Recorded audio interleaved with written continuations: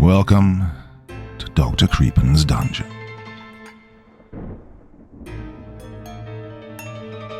Navy SEALs and SAS stories captivate us because they offer a glimpse into the extreme physical and mental toughness required to perform daring, high-stakes missions in hostile environments.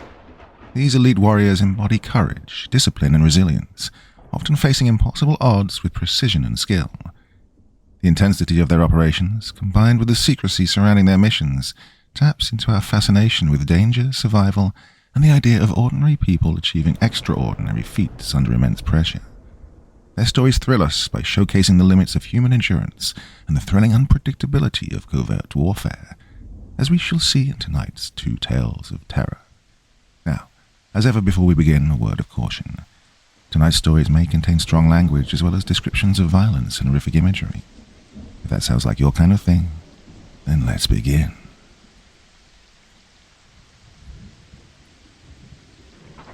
Navy SEALs versus the horrors of toxic masculinity lake. You want to take this one, Chief? Ah, shit, Paul. I took the last one. It's your turn now. Paul, the big, bearded, muscular man with thighs the size of sequoias, was lounging on the beach chair staring out at the lake wearing an old, faded pair of cut-off uniform trousers which he was using as swimming trunks. Paul set his bottle of Bud Light on the round glass table beside him, and casually reached down and scooped up his M39 Enhanced Marksman rifle. Pushing his Oakleys up onto his forehead, he put the scope to his eyes and pointed the rifle out towards the lake. "Call it, Chief," he said casually. His buddy, Corey, who was equally lean, tanned, and muscular, and who sported what he lovingly called his sexy porn stash, was laying on a padded lounge chair next to Paul. He was also sporting an old cut-off pair of camouflage trousers and holding a fold-out sun reflector under his chin.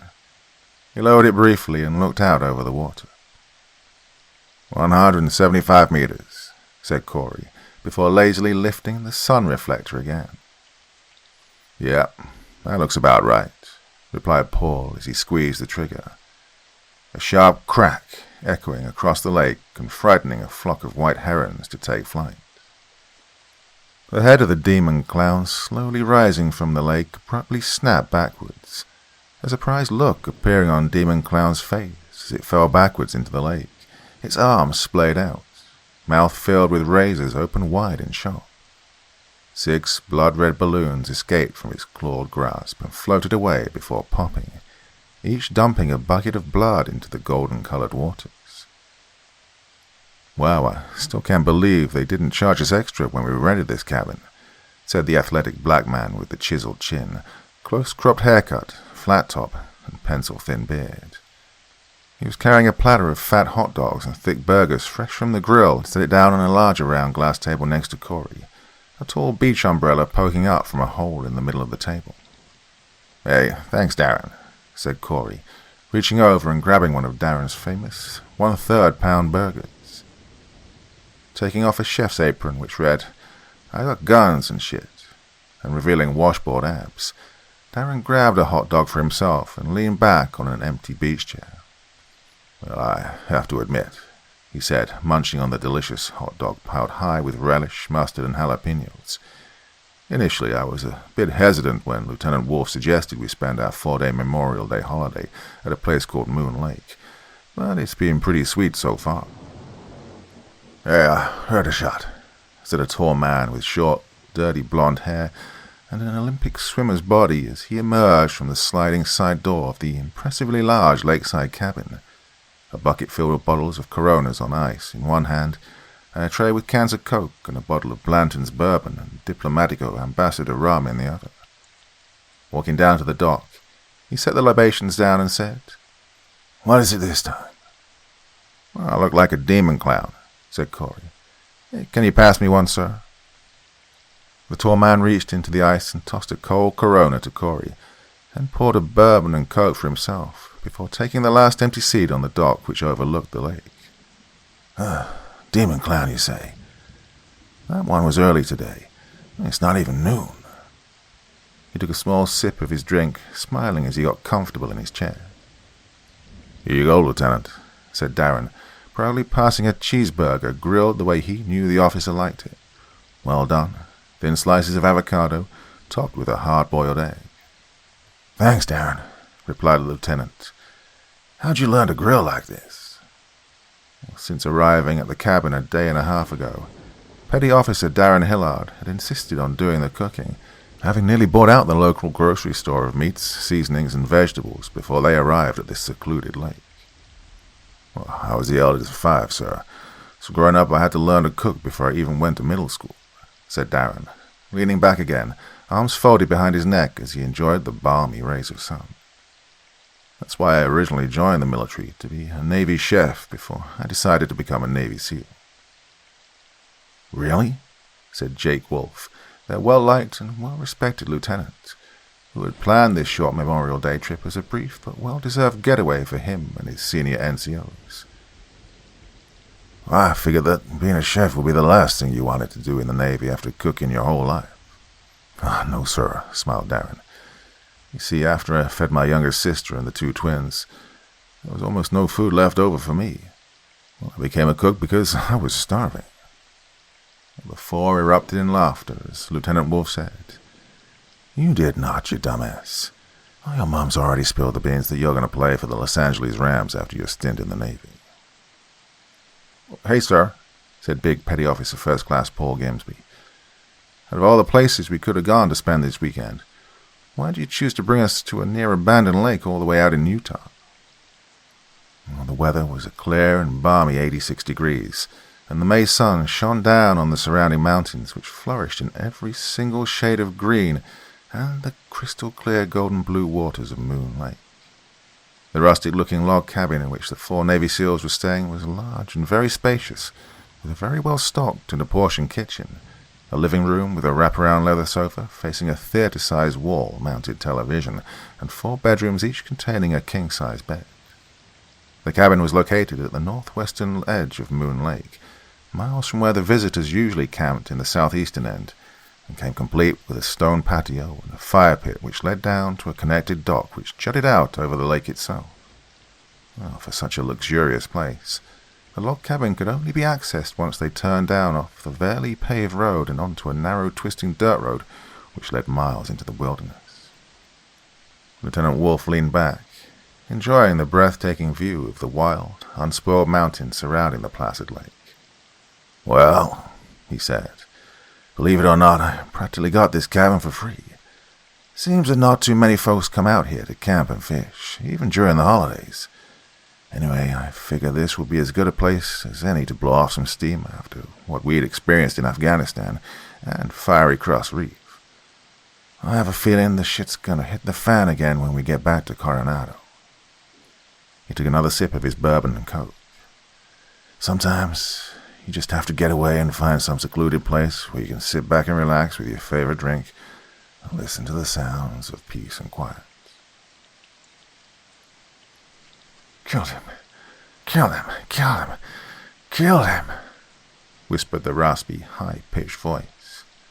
A pale, clawed hand slowly let go of the leafy branch and it snapped back into place, obscuring the view of the 4 men whom they'd been observing from across the lake. I thought that demon clown would have killed them, gutted them like a fish. Ma, whispered a reptilian, hissing voice from behind. Demon clown was highly overrated, using fear to stall children, just like that pathetic burn man with that stupid hat and ratty sweater who wore that metal knife glove. Demon clown was hardly any better than the one who bragged he would eviscerate them the night those 4 came to the lake. You know, the tall, stinky, drowned one with the hockey mask and the machete, who always had a problem with campers having unsafe sex.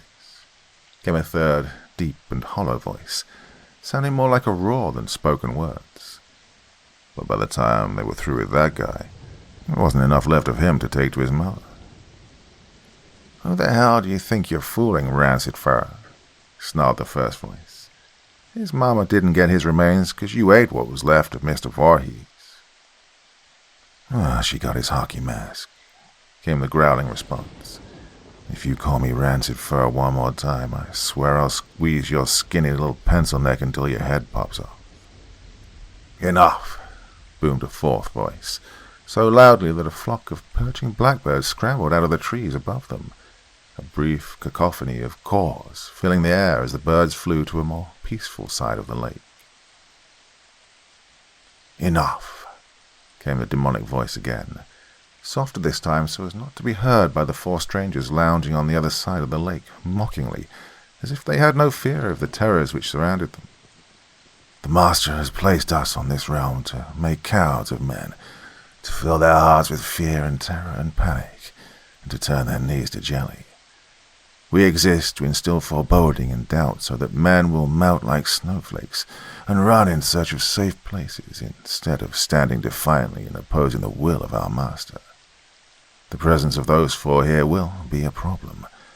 They must not be allowed to leave the lake." "I'll leave it to me," hissed the reptilian voice. "Men are courageous when they're on land. In the water, however, even the bravest men become quivering cowards. And those four will be no exception." "Hey, did you see that?" said Paul nonchalantly, as the flock of startled blackbirds suddenly took to the air from across the lake. "How long do you reckon they've been watching us?" "They've probably been observing us for a while now," answered Jake. "At least for the past hour or so." "I reckon that only the ones that can be out in the daylight are there," added Chief Petty Officer Corey Pretty, as he got up from his lounge chair and stretched. "I'm going to go grab the fishing poles. Go on, Darren. Let's see what we can catch for dinner." "Yep, have fun," said Jake. "Hey, Paul, you up for a little hunting?" He was looking in the direction of where the blackbirds had suddenly taken flight. "Yeah, man," said Paul, grabbing up his rifle. The owner of the cabin also owned a good-sized bass boat and offered to allow the SEALs to use it without extra cost. Corey and Darren were in the boat out in the middle of the lake, floating lazily atop the clear, still waters and enjoying the view. The fish were big and they were biting, so much so that anything they reeled in that was less than 2 feet long they threw back into the lake. Even so, their cooler was filling up quickly with large lake trout, rainbow trout, and even nice-sized large white bass. Neither of them noticed when something slipped into the water from the opposite shore, an almost imperceptible wake leading towards the bass boat. "My grandfather had the greatest recipe for battered deep-fried catfish," said Darren as he tossed a small walleye back into the water. He had this secret recipe for the batter, and he used to tell me that the only way he'd cook catfish is directly from the boat to the deep fryer. I wonder if there are any catfish in this lake. "Only one way to find out," said Corey, pulling out a plastic bag from the tackle box and opening it. "Good Lord, Chief," exclaimed Darren. "What is that? It smells atrocious." "Stink bait," laughed Corey. "Best way to attract catfish, since they have an extraordinary sense of smell. My grandfather taught me to make this vile concoction when we used to go catfish fishing back in Akron." Soaking a sponge in the pungent conglomeration of stinky, soured materials, Corey tossed it into the water. "This will attract the catfish for miles," he said, pointing out to where he'd tossed the sponge. "Drop your line in there, Darren." Darren tossed his line, which landed with a soft bop into the water. He didn't have to wait long until the end of his pole bent and the reel squeezed. "Whoa, got one, Chief. It's a big one." Darren yanked back on his pole, gently easing up on the tension so that the line didn't snap. "Works every time," said Corey, reeling in his own line to replace the bait with crawfish to join Darren in catching the catfish. Darren's reel continued squealing as more line was dragged out, but the line held as he steadily began reeling it in. "This one has to be at least 15 pounds, Chief." "Don't let it get away, man. Your granddad will get mad at you." All of a sudden, Darren's pole bent almost in half, as if something even bigger had taken a bite out of his catch. The pole then straightened, the struggling of the catch suddenly stopping. Darren reeled in the line and held it up. Sure enough, it was a channel catfish, easily in the 20-pound range, had it all been there. But the entire body behind the head had been eaten away in one bite. A dark green-brown shape was rapidly emerging from the water, like a missile towards the bass boat. Chief, we're about to have company, warned Darren. The Loveland frog leapt out of the water, the legendary amphibian-like creature's arms outstretched and webbed claws grasping. Bulging yellow eyes glared angrily at the two Navy SEALs from a bulbous, triangular head, more open, revealing tiny, needle-sharp teeth. The horrific frog monster's body was met by multiple gunshots from Corey's Mk-12 Special Purpose Rifle and Darren's MEU combat pistol. The thunderous impact of both weapons hitting its head and upper body, flipping the Loveland frog over as it splashed face down into the water, legs and arms spread wide just feet from the boat, and sinking unceremoniously back into the lake. Well, that one wasn't nearly as scary as the last ones we encountered, said Darren. Yep, definitely, agreed Corey. This one wasn't even 5 feet tall. Well, stank like hell, though. Still, want to try for a few catfish? Sure, replied Darren. Jake and Paul walked side by side through the woods, Jake having changed into a comfortable pair of jeans, combat boots, and a tan t-shirt, over which he wore his tan and brown modular combat vest, festooned with pouches of ammunition magazines, Oakleys over his eyes, and a blue LA Dodgers ball cap on his head. An Mk-14 enhanced battle rifle was in his hands, held at the high-ready position. Paul still had on his cut-off uniform pants and was topless save for the modular combat vest he wore, his enhanced battle rifle looking like a stick in his muscular grip. Both had Sig Sauer combat pistols on thigh holsters strapped to their right leg. The pair had made their way leisurely around the lake for the last hour, working their way towards the south with the lake to their left, beyond the forest and trees. Along the way they encountered a few bucks and even spotted a mother black bear nudging her cubs up the side of one of the mountain trails. But these were not the game that the two men were hunting for, and they left the animals unmolested. They stopped when they heard the weapons discharge coming from the lake, followed by a large splash. On Jake's signal, they both slowly took a knee, weapons pointing out.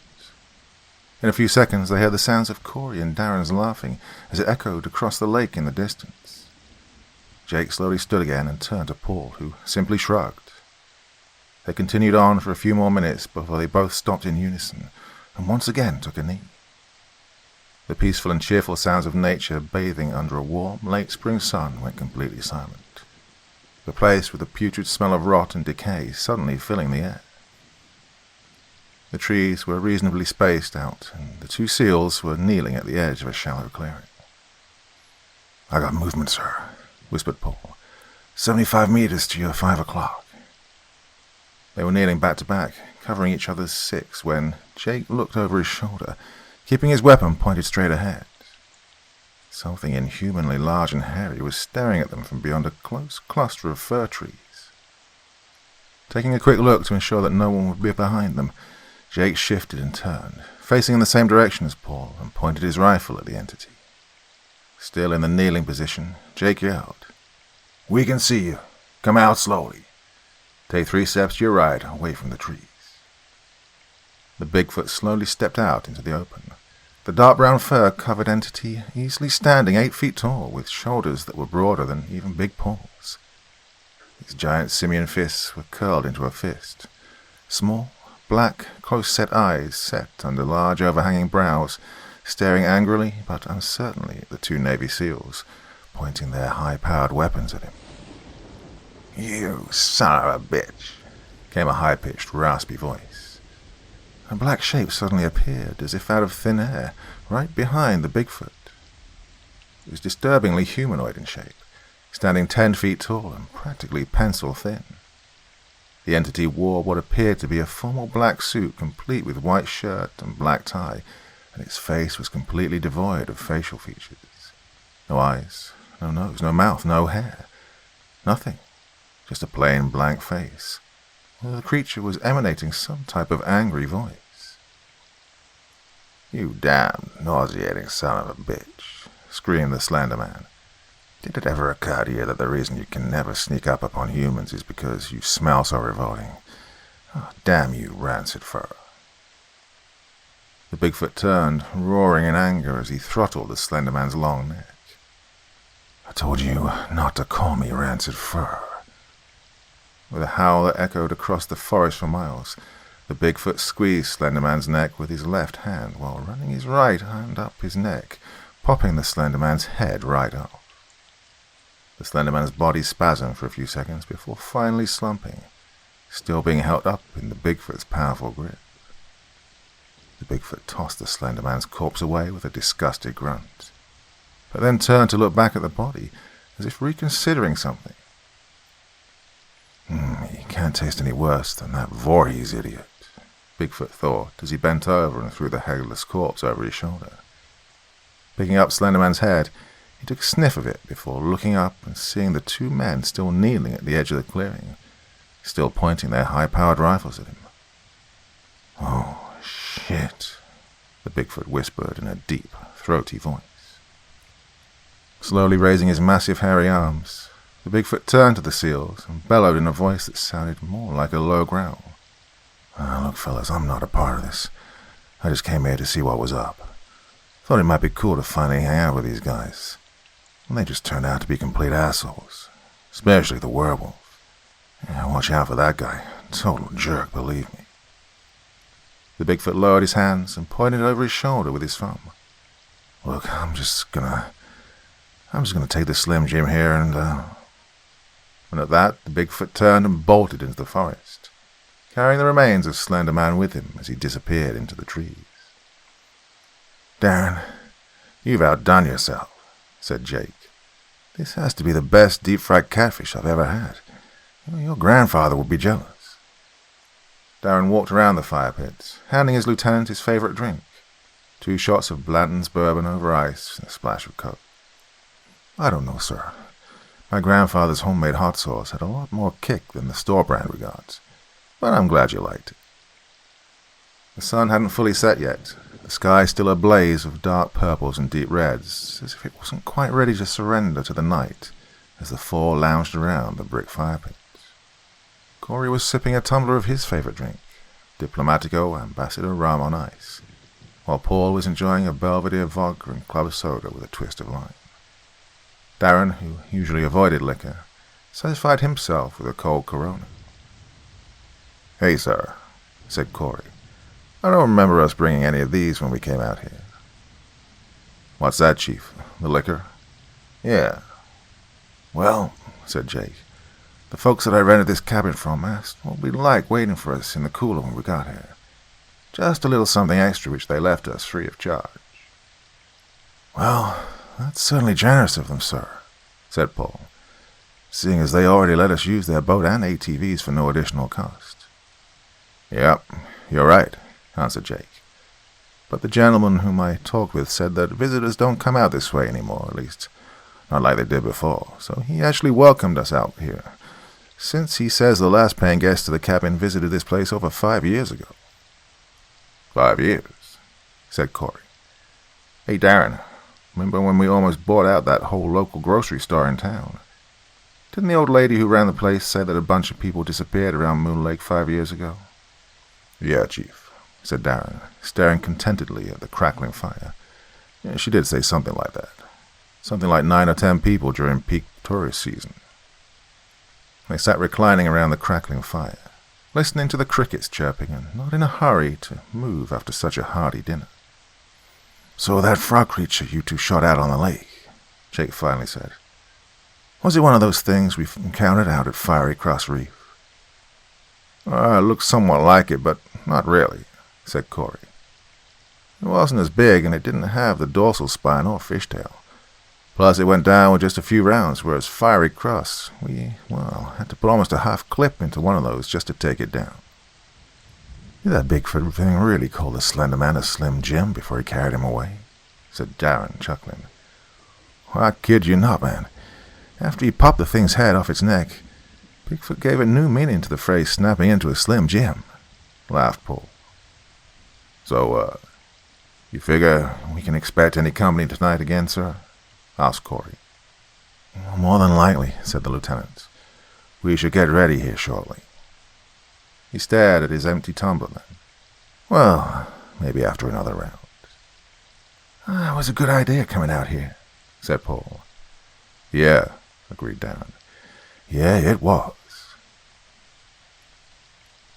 "No movement," whispered Paul as he stared out the window through his thermal sights from inside his bedroom. It was well past dark, and the light of the fire pit outside was fading like the ghosts of smoking embers. All of the lights were shut off inside the cabin, as well as the outside porch and patio lights. There were still 3 lights which were on outside.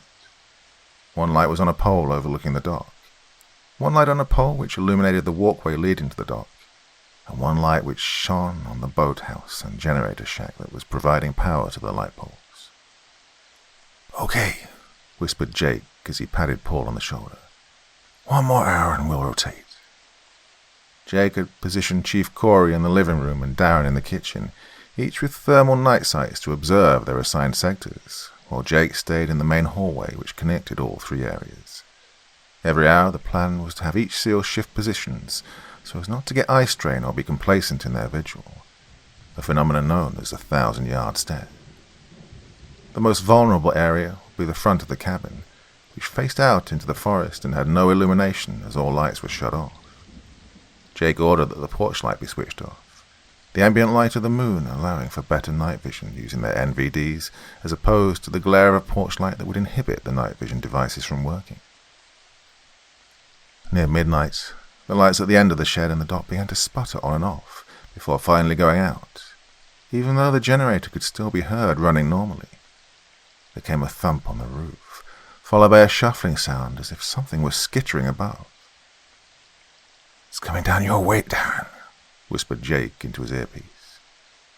Something then leapt from the roof, landing effortlessly and silently on the grass in front of the kitchen window. Slightly luminescent skin stretched over a skeletal form.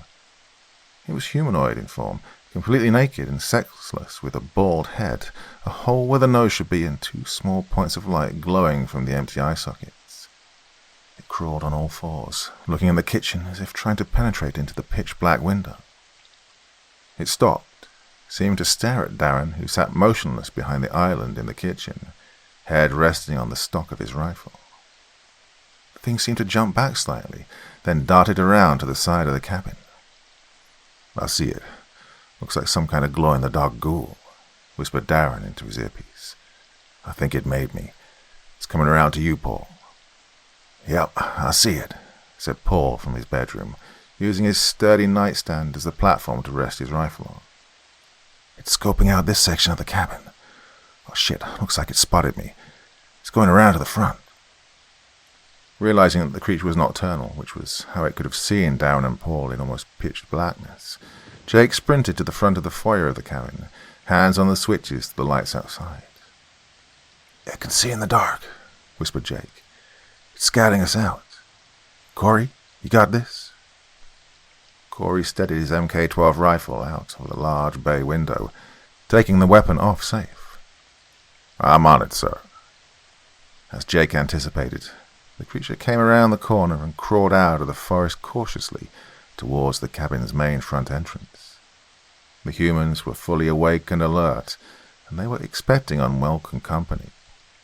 Well, that was worrisome, but if anything could find a blind spot into these day-sided creatures' dwelling, it'd be... The lights on the front porch and the light poles which lined the stone pathway leading up to the front door suddenly came on, flooding the immediate area with a brilliant white light which instantly dispelled the darkness. The creature screeched in surprise, suddenly bathed in the radiant beams. Covering its eye sockets with clawed hands, it stumbled back blindly, just as a red dot appeared briefly between its eyes, followed a split second later by a loud ringing boom sound. The rake's headless form flopped backwards and rolled end over end before finally coming to a stop, lying in a heap on the forest floor. Beyond it, leering yellow eyes stared out of the darkness of the forest, angrily staring at the cabin. With a high-pitched roar, the thing stepped out into the light. "Darren! Paul! Get out here!" yelled Jake. The 7-foot-tall goatman bleated with hatred and rage. Swinging a wicked-looking axe above its horned forehead, the goat-headed creature with the humanoid body and legs of a goat charged, its hooves clattering on the cobblestones leading to the brightly lit cabin. However, the lights which illuminated the cabin suddenly shut off, casting the area into almost complete blackness again. The far-sighted goatman, now temporarily blinded, tripped head over heels over a carefully in-place tripwire placed across the sidewalk and slammed face first into the cobblestone walkway. The cabin door suddenly burst open, Jake, Corey, and Darren sprinting out and utilizing the night vision scopes on their battle rifles to relentlessly pepper the fallen goatman with heavy velocity ball rounds until its body stopped quaking and lay still. "Hey, where's Paul?" yelled Jake.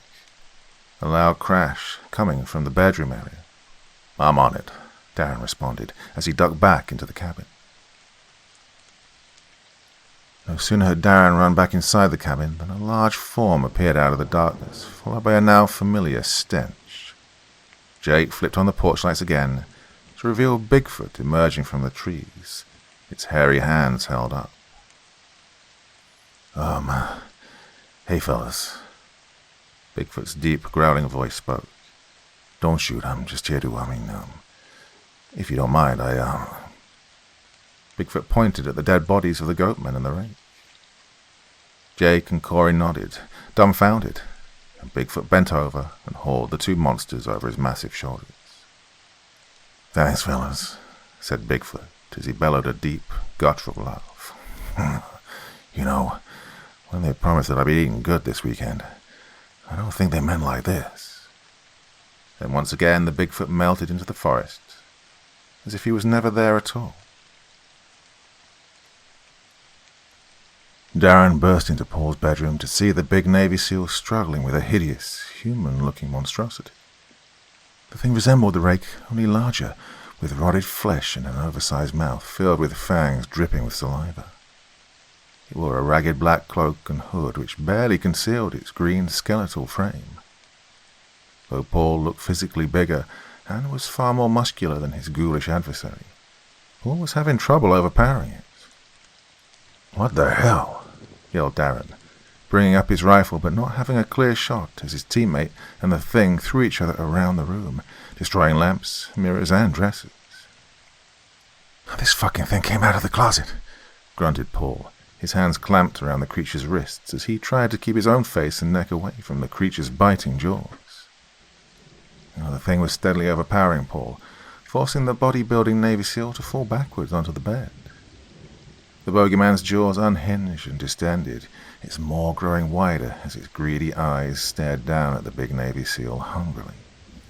However, that gave Darren the brief opening he needed to strike the bogeyman in the jaw with a wicked butt stroke from his rifle. More distracted than hurt, the bogeyman roared at Darren as Paul brought his tree-trunk-like legs under him and shoved the bogeyman against the wall with a powerful kick. Running up to Paul's side, Darren also pinned the bogeyman to the wall with one leg while simultaneously raising his battle rifle to the ghoul's head. Paul had his 6 Sauer out of its holster as both Navy SEALs fired round after round into the horrific creature's head. The bogeyman howled in protest, dissolving into a pile of ash as it died. "Oh, shit," said Paul, looking at the damage done to the bedroom caused by the struggle and the large hole he and Darren had just blasted into the wall. "The lieutenant's gonna choke murder me." The team was up bright and early the next morning, just as the sun began peeking over the smoking mountains. Corey and Paul were taking a brisk morning swim in the crystal-clear lake, while Jake and Darren had decided to have a pleasant morning jog along the numerous trails surrounding the lake. Nothing too unusual occurred, apart from Jake and Darren encountering a sickly pale creature which resembled an unholy combination of a lizard and an extremely skinny coyote along a trail headed back to the cabin. The thing had no fur and a row of bony spines protruded from its back. Baring its teeth at Jake and Darren, the coyote-looking creature opened its jaws and produced 2 long fangs as its snake-like tongue licked its lips. It was about 20 meters up the trail as it stalked towards the 2 startled Navy SEALs. The creature dropped dead in the middle of the trail from a few well-placed shots to the head from a pair of 6 Sauer combat pistols. However, before Jake and Darren could walk up and identify the body of the demonic-looking creature, Bigfoot again emerged from the forest and walked onto the trail. Reaching down and throwing the carcass of the chupacabra over its shoulder, the Bigfoot licked its lips as it gave the two Navy SEALs a big thumbs up, before jumping back into the trees and disappearing into the forest. As for Corey and Paul, again nothing too unusual occurred during their morning swim, taking 4 laps across the lake and back. Well, other than, curiously, Corey had swum the entire 2-mile distance completely underwater without surfacing once. He discovered that he could swim farther and faster underwater without any fatigue and without the use of any breathing apparatus ever since the team's last mission at Fiery Cross Reef. This was something he'd have to check into later on, but for now his orders had been to unwind and relax, and with this being the last day out on the lake before the team headed back to Coronado, Corey meant to make the most of it. Breakfast was served on the patio deck overlooking the lake, and Darren once again served up a hearty meal of made-to-order omelettes, scratch-made biscuits, cheese and pepper hash browns, sausage, orange juice, and a fresh pot of coffee. Since it was Sunday, the plan was to take the ATVs out onto the trails for a few hours of off-roading until around noon. With the NBA playoffs cancelled due to COVID, the team decided to spend the rest of the day fishing or watching movies. "Okay," announced Jake. "So Darren took out Hockey Mask Machete Campground Slasher on day 1. "No, sir," corrected Darren. "I got the ball rolling when I hit him in the chest, but Chief got him to stop moving when he ventilated his face with a few 7.62 rounds. "Okay, right," said Jake. "So Chief got the campground slasher. Then Paul got Demon Clown as it rose from the lake. Did he do anything besides rise, Paul? I mean, did he do anything except monster pose?" "No, sir," said Paul. "All I did was scary Demon Clown monster pose." "Yeah, that doesn't work on us," said Jake. "Okay, then. After that, Corey and Darren took care of the Frogman, while Paul and I saw Slenderman get lollipopped by Bigfoot. Then last night, Corey ventilated the rake before me, Corey, and Darren sent the Goatman to the great beyond. Well, then the Bogeyman came out of the closet, and Paul and Darren gave it a full face of poo-poo-poo. "Ha!" said Paul. "The Bogeyman came out of the closet." "Oh, he saw that ass, Gimsby," said Darren. "Hey, this is America's ass right here, baby," laughed Paul. "And don't forget the chupacabra." "Yep," said Jake. "Chupacabra this morning." "Do you think the Bigfoot is going to be an issue?" asked Corey. "He might," said Jake, finishing his orange juice. "I'm not feeling it, though. He just may be along for the ride. I mean, when he came out of the woods to take the chupacabra's carcass, he reeked of marijuana." "What?" said Paul in disbelief. "No way, man." "It's true," answered Darren. "The big guy was higher than a Boeing 737 this morning when he came stumbling out of the woods." "Oh, maybe that's why he's eating his buddies," said Corey. "Bigfoot got the munchies." "So, Bigfoot's a hippie?" laughed the lieutenant. "Oh, I don't know about that, sir," said Corey, scooping more cheese and pepper hash browns onto his plate and refilling his coffee mug. "But if my granddaddy Sergeant First Class Pretty is to be believed, then Bigfoot really hates commies, so probably not." "Any bets on who's coming at us tonight?" said Jake. "Bigfoot mentioned that the werewolf is some kind of asshole, so I'm figuring he'll show up sometime before we leave tomorrow."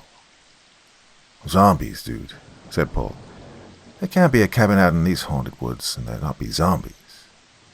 "Mothman," said Darren. "Creepy ghost chick crawling out of the television. Hey, what about a skinwalker?" "Well, that's the next story," said Corey. "Huh?" said Darren. "What?" "Never mind." "Wendigo?" said Darren. "Canadian Special Ops," replied Corey. "Wait for it." "How about the Loch Ness Monster?" said Paul. "Man, Gimsby," said the lieutenant, "if the next one we encounter is the Loch Ness Monster, we're definitely dragging its ass back with us to Coronado."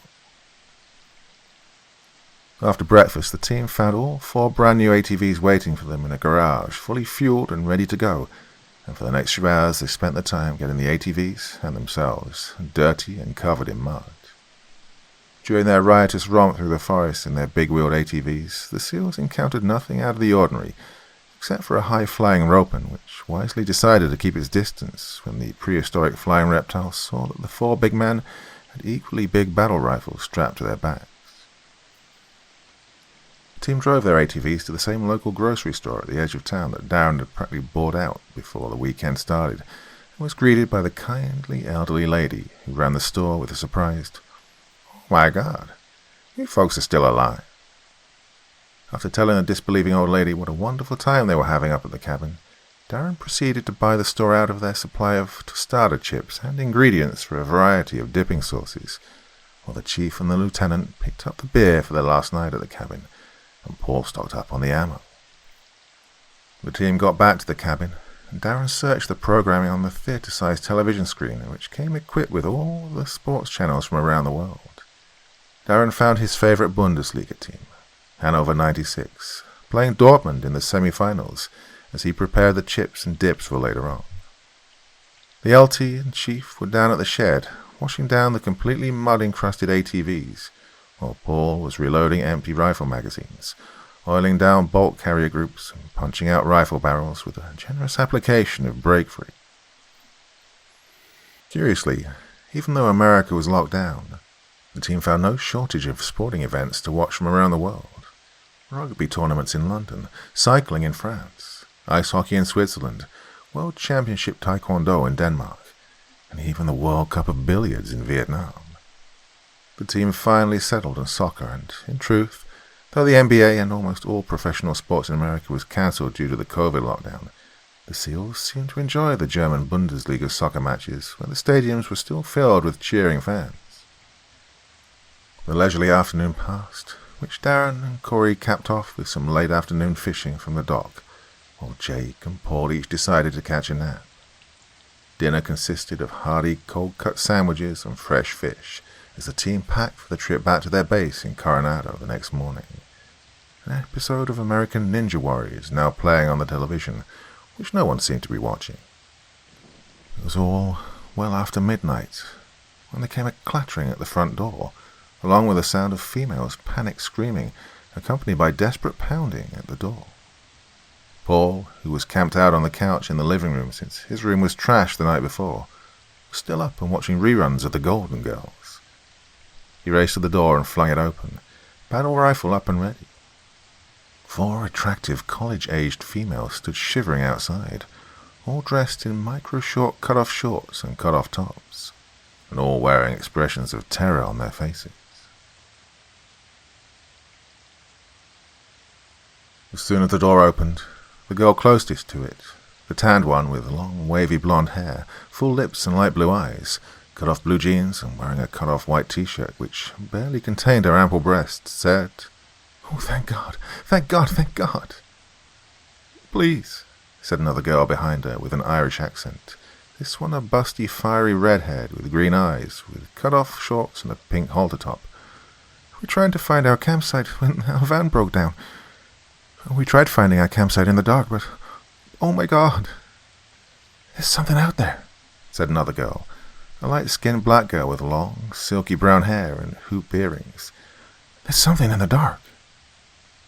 "Chased us across the road," said the first girl. "Thank God we saw your light. Please, we don't know what it is, but it's right behind us." "Please, sir," said the Asian girl with long, wavy black hair which seemed to reach down to curl around and lovingly caress her breasts. She stared and gulped at the massive rifle that Paul held across his equally massive chest. "May we come in? We're frightened." Paul stepped back, looking out into the blackness behind the 4 lovely young females. Yeah, sure." Corey, Jake, and Darren suddenly appeared from their bedrooms, battle rifles gripped in their hands, as they leapt over the couch and ran towards the front door. "No, wait," yelled Corey. "Oh, shit," exclaimed Jake. As soon as the blonde girl entered the door, she leapt upon Paul, the slender young woman surprising the muscular Navy SEAL with her almost inhuman strength. As he toppled backwards into the cabin, the 3 other girls swiftly charged in behind, hideous shrieks emanating from their throats. The force of the blonde girl's lunge flipped the surprised Navy SEAL over, to the point where once they'd somersaulted and landed on the ground, Big Paul inadvertently finding himself straddling the girl and looking down at her. "Hey," yelped Paul in embarrassment. "Where did your clothes go?" Equally surprised, the girl looked up at Paul, saying, "You wouldn't hit a girl, would you?" Wham! Paul's fist slammed down on the blonde girl's face, even as she began to change into a horrific, fanged creature. "Oh, are you assigning gender traits now?" Paul jumped back as a pale, clawed talon reached up to swipe at him. Grabbing up the battle rifle he dropped, Paul raised it quickly and began firing. By now, the three other girls had entered the cabin and completed the change into their true forms as their skin turned pale. Arms and legs extended into bony appendages, which ended in talons as leathery, bat-like wings extended from under their arms. Once luxurious long hair turned into an unkempt nest of shaggy black hair, and their faces had become a nightmarish amalgamation of a human and a bat. Their noses fat and flat, eyes black, ears long and spiked, and mouths wide and filled with needle fangs. They were naked, covered in coarse fur, and their legs were inverted like those of a bat, and they swooped down upon the startled Navy SEAL's talons outstretched and maws salivating with anticipation of the coming blood feast. Darren was at the rear, and had a split second to raise his rifle and quick snap around into the vampire which was diving on the lieutenant, missing the back of his head by a foot. A high-velocity .762 round zipped past the lieutenant's ear and slammed face first into the vampire, causing it to tumble mid-air and backwards into the vampire behind. Ignoring the close call, Jake lifted his rifle and pointed it at the vampire which had descended on Corey. Somehow, despite all of its inhuman strength, Corey had the vampire by the throat, having caught it in mid-air and was holding it at arm's length, both Corey and the vampire looking at each other in shock at how this was happening. Corey had shown some very peculiar abilities ever since the Fiery Cross mission, but the lieutenant dismissed his feat of strength to a case of heightened adrenaline. "Chief," yelled Jake, nodding his head to the television monitor. "Right," responded Corey, throwing the vampire into the large theater screen. Sparks and electricity jolted the surprised vampire as it slammed face first into the screen. The creature spun around, taking on the naked form of the Asian girl, and pleaded, "Oh, you wouldn't." "You tried that one already," said Jake as he and Corey continued unloading on the vampire. The rate of high-velocity bullets it was absorbing faster than its body could regenerate itself. Now, completely pressed against the ruined television, the vampire threw up its arms and, in a shriek of disbelief, burst into a pillar of flames. Darren had retreated to the kitchen with the vampire he shot chasing after him, while the two other vampires had Paul cornered at the door.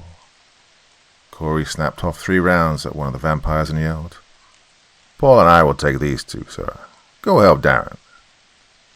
Jake saw the vampire leaping into the kitchen and snapped off 2 quick shots which blew holes in the wall behind the bloodsucker. Cursing, Jake leaped over the coffee table and ran towards the kitchen while Corey snapped off 2 more rounds at the vampires threatening Paul. Jake burst into the kitchen then, surprised to see the vampire lying on the ground and choking next to an overturned stainless steel bowl. The vampire was covered in seasoning. The damn thing knocked over my secret recipe of garlic and herb seasoning I was going to use to make garlic bread and garlic chicken, yelled Darren as he fired his rifle into the creature's face. "Oh, motherfucker, that was going to be our breakfast." The lieutenant joined Darren in blasting round after round in the vampire until it too, unable to regenerate as quickly as it was receiving its wounds, burst into flames. Paul was out of ammo and was having difficulty either reloading his rifle or grabbing his sidearm as he fended off the other 2 vampires. In a move reminiscent of how Big Paul Gimsby shoulder-tackled an obstruction of filing cabinets and desks out of the way at Fiery Cross Reef, Corey shoulder-tackled the 2 vampires just as they were about to lunge at Paul, his surprising momentum knocking them off balance and slamming the 2 vampires together on the opposite wall with a calamitous thud. "Get clear, Chief," yelled Paul as he raised his now reloaded battle rifle and began punching round after round into each vampire. Gaining his feet with rifle in hand, Corey quickly joined in. Having learned that the only way to kill these vampires was to fatally injure them faster than they could heal, Corey flicked the selector lever on his Mk12 battle rifle to burst and emptied his magazine into one vampire before it burst into flames. Paul's heavier-hitting 7.62 quickly produced the same results to the last hapless vampire, and it rejoined its compatriot in an impressive, spontaneous combustion. "Dude," said Corey, "why did you invite them in? Everybody knows that vampires can't enter the house unless you invite them in." "How was I supposed to know they were vampires, Chief?" said Paul. "If a bunch of females dressed like sorority school strippers come knocking on your cabin door way out here in the middle of nowhere after midnight, they're vampires." Yeah, good to know, Chief," replied Paul. "I'll remember that for next time." "Oh, shit," yelled Corey suddenly, seeing that the flames were spreading uncontrollably. "Hey, LT, we have a problem here." Darren and Jake ran out of the kitchen. "Go grab your gear and shit," ordered Jake. "The fire extinguisher isn't putting out the fire." Well, the lieutenant was correct. The foul, putrid-smelling fire would not be extinguished until the dwelling in which the vampires had been invited had burned to the ground. The four men stood outside with their belongings and equipment, helplessly watching as the beautiful cabin went up in flames. Behind them, the driveway lit up from the headlights of a car as an immaculately restored red and white 56 Chevy Bel Air pulled to a stop, an elderly gentleman climbing out of the driver's side, a look of shock on his face. "My cabin! Oh, my cabin!" Near tears, the piteous old man stared in disbelief at the fiery spectacle before him. He looked to be in his late 70s, and still had a head of thick silver hair and old-fashioned handlebar moustache. Skinny and frail, he wore a brown suit and tie, the same as one might see in the late 1950s sitcom when Ward Cleaver came home to his sons Wally and the Beaver after a long day at work. The elderly gentleman raised his hands to his mouth, trembling in sadness. "What happened to my beautiful cabin? What did you people do?" I'm sorry, sir." The lieutenant was at a loss for words. "There was an accident." "My grandfather built this cabin long ago to get away from people and to be with nature. It's been in that family for generations. My grandfather even named this lake. Moon Lake, he called it, because of how beautiful the lake looked when the full moon reflected on the water." "Sir, we're really sorry." The old man stepped forwards, now visibly crying as the roof slowly caved under to be consumed by the fire. Ignoring the lieutenant, the old man continued. "It's just my wife and I now. Perhaps you've met her. Runs the local grocery store just outside of town. She's barren, so we didn't have any kids we could leave the cabin to. We just wanted to live out our last days here in peace." "Sir," said Darren, "we're really sorry. It wasn't our fault. These girls came to the door earlier, and they just sort of, burst into flames," continued Paul. The elderly man fell to his knees, hopelessness on his face as his eyes reflected the funeral pyre that was once his beloved cabin. "Sir," Jake said again, "did you have insurance? We'll be happy to help you rebuild." The old man looked up at the Navy lieutenant, his eyes now filled with the reflection of the fire. "Rebuild? How can you possibly rebuild what's been destroyed? These foundation stones came all the way from my ancestral home in the Scottish moors, from the castle my family once owned before we were driven out. Who are you people?" The elderly man's voice slowly went from grief to rage. "Come closer, you're the pack leader, yes? Come on, come here." Jake stared into the man's eyes, seemingly unable to focus on anything except the fire reflecting within. Sir?" said Corey.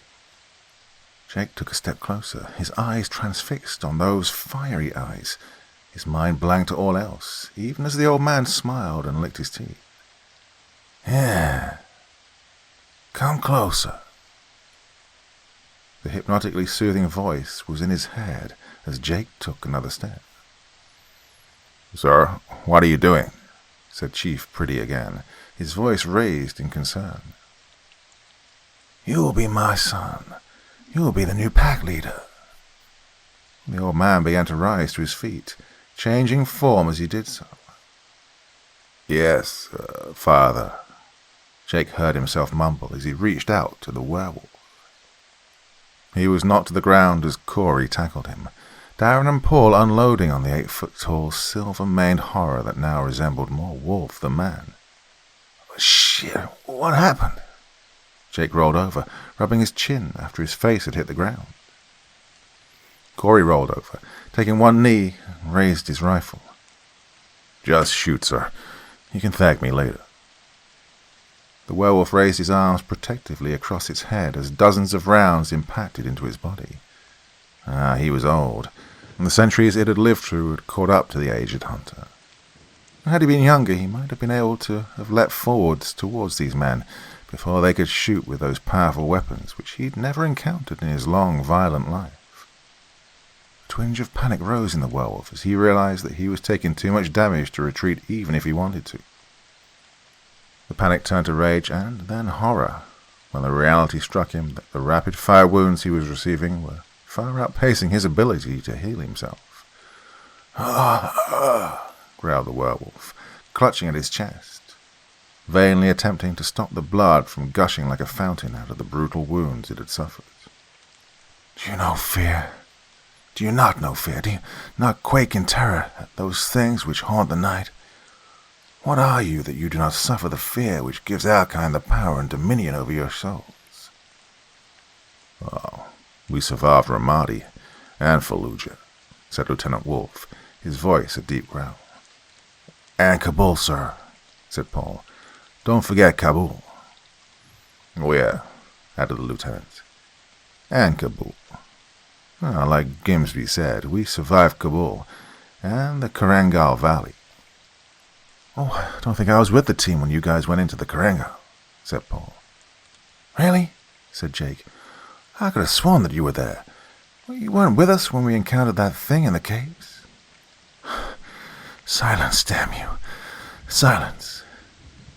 Sinking to its knees, blood pouring from its open maw, the werewolf defiantly spat. You Navy SEALs are assholes," before slumping over and plopping on the ground, dead. The rays of the early morning sun rising above the golden lake, beginning to sear its fur. "Daddy," said the boy, "that's not how you kill a werewolf." Lieutenant Jake Wolf was wearing pajamas and was sitting on his son's bed next to his son, his arms outstretched and hands wide as he was explaining to his 5-year-old little boy how he and his SEAL team had defeated the monstrous things which went bump in the night.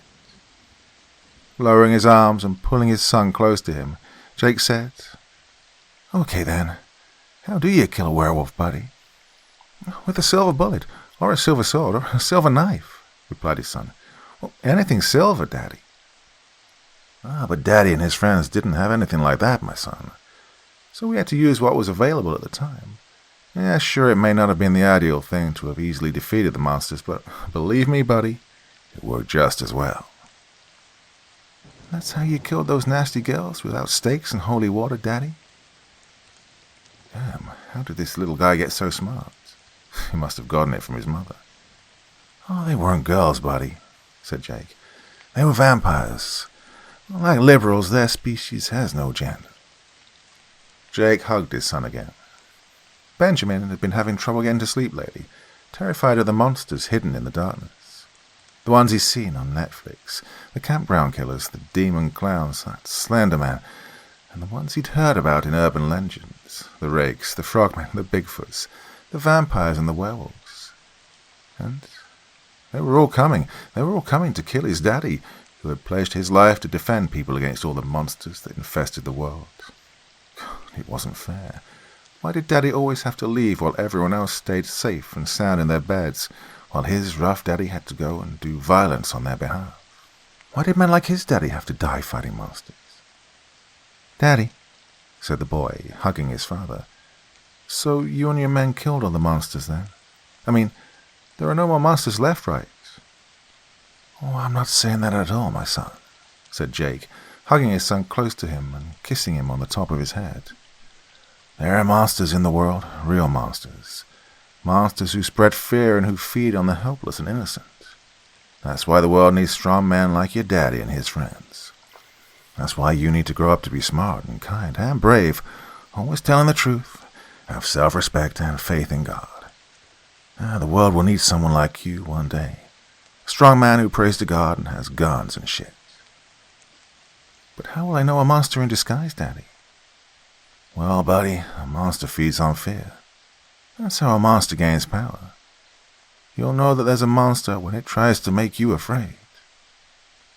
"Okay, Daddy. Well, then I won't be afraid." And the little boy wrapped his arms around his father's arm and finally drifted off to sleep.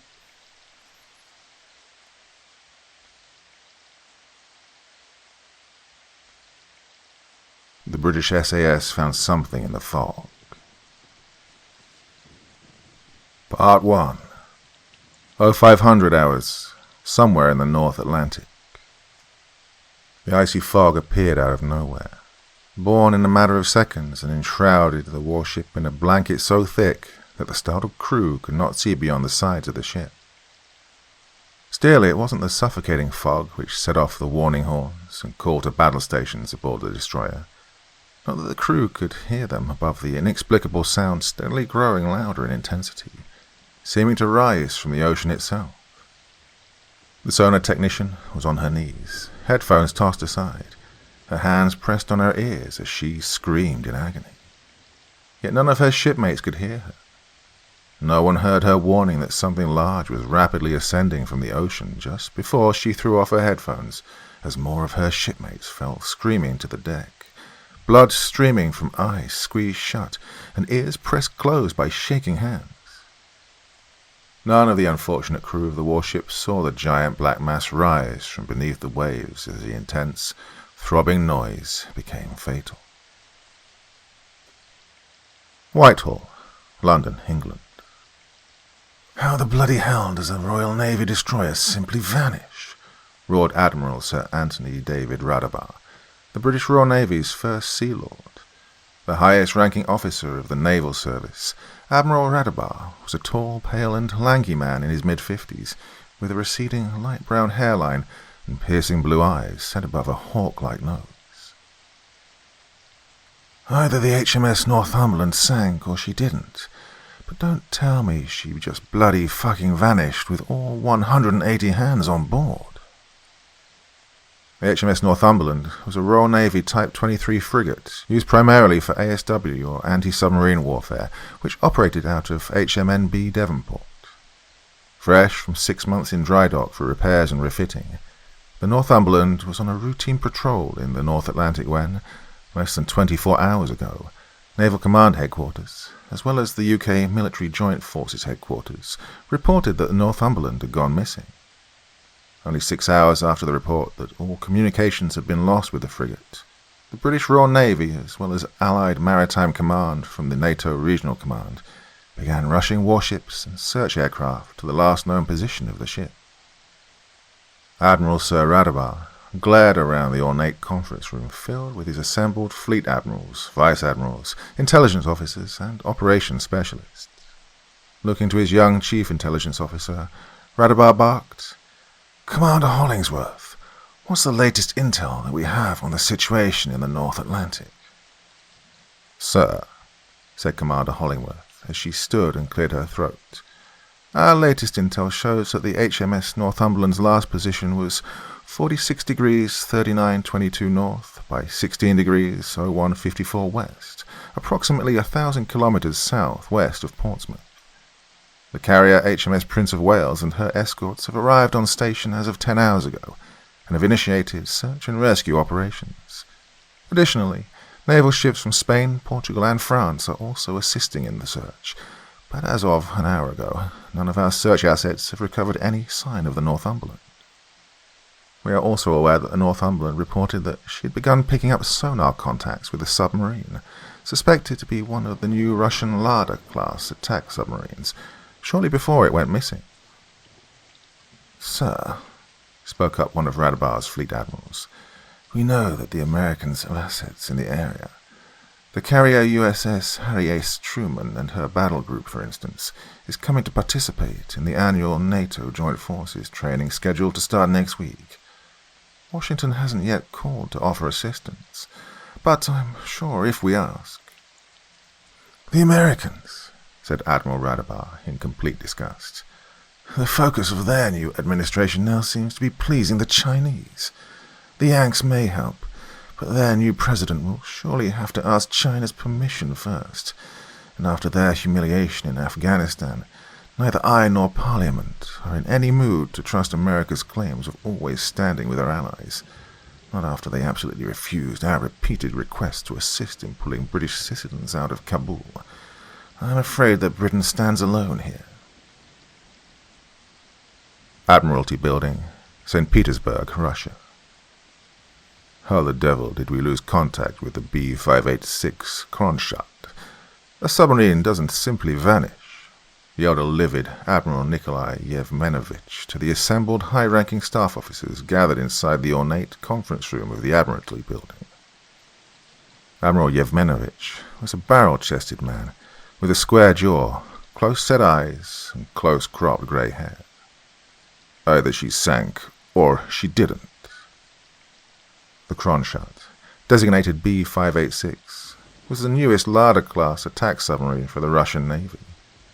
Newly completed and fresh from sea trials, her first mission was to sneak into the North Atlantic and keep tabs on the upcoming US and NATO Joint Forces naval exercises. The Kronstadt was tracking a lone British destroyer when suddenly all communications were lost with her. "Mark my words, comrades," growled the general. "The Kronstadt was attacked, and she was attacked by Great Britain in international waters." "Sir," said the senile naval operations officer, "should we worry about an American response should we retaliate against Britain for this crime?" "The Americans?" Admiral Yevmenovich gave out a disgusted laugh. "Fuck the Americans. America is finished. After their new president retreated from Afghanistan and surrendered Bagram to the Chinese, the new American administration has proven to be nothing but lapdogs to these Chinese. America is weak, embarrassed, and in retreat. In fact, the Chinese propaganda minister has the entire American military searching like fools for white supremacists and right-wing extremists everywhere within their ranks, instead of preparing to defend against external threats. The American military is done. A wet-paper tiger bereft of the backbone and heart to defend themselves, much less their allies. Gentlemen, it was Great Britain who sank the Kronstadt, and right now, the British are alone and vulnerable." An aide with a shocked expression on her face silently entered the room and circled the table until she reached the Russian chief of naval intelligence. Handing him a file folder, she whispered something into his ear. Immediately the same shocked expression appeared on his face as he opened up the file folder and read the top-secret memo. Standing up, the intelligence officer announced, "Admiral Yevmenovich, sir, our satellites have located the Kronstadt. My God, sir, they found her on—" Whitehall, London, England. "What?" shouted Admiral Sir Radabar, looking with disbelief as Commander Hollingsworth read the top-secret document which he'd just been handed. "That's correct, sir," said Hollingsworth. "The transmission states that the HMS Northumberland has been located at 65 degrees, 3376 north, 18 degrees, 1646 west. Those coordinates lead to Mount Curling, part of a mountain range in northern Iceland." "What the hell is going on?" said Radabar, reading the memo for himself. Then, nodding to himself after verifying that his young intelligence officer hadn't gone completely insane, Admiral Radabar said in a softer tone, "Patch me through to the Minister of Defense and the Chief of the General Staff.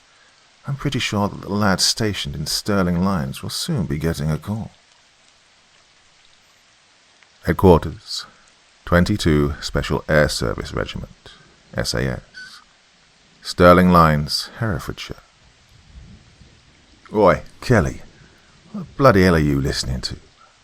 The muscular black SAS sergeant slowly lowered the bar into its cradle and sat up from the weightlifting bench. Although he'd been pressing weights for nearly 30 minutes straight, gradually increasing the weight plates on the bar from 150 to 350 pounds, Sergeant Mohammed Hassan had barely broken a sweat. Next to Sergeant Hassan, in 19 Troop's very well-appointed gym, a young white SAS Lance Corporal named Sawyer Kelly was doing pull-ups while wearing his 40-pound ballistic vest and body armor. He'd done at least a dozen before he noticed Sergeant Hassan was sitting up at the weight bench and yelling at him. Immediately, Lance Corporal Kelly jumped down from the pull bars and removed his headphones, the noise coming from them so loud that Corporal Babu and Lance Corporal Mobley could hear them across the gym where they were doing 500-pound leg presses.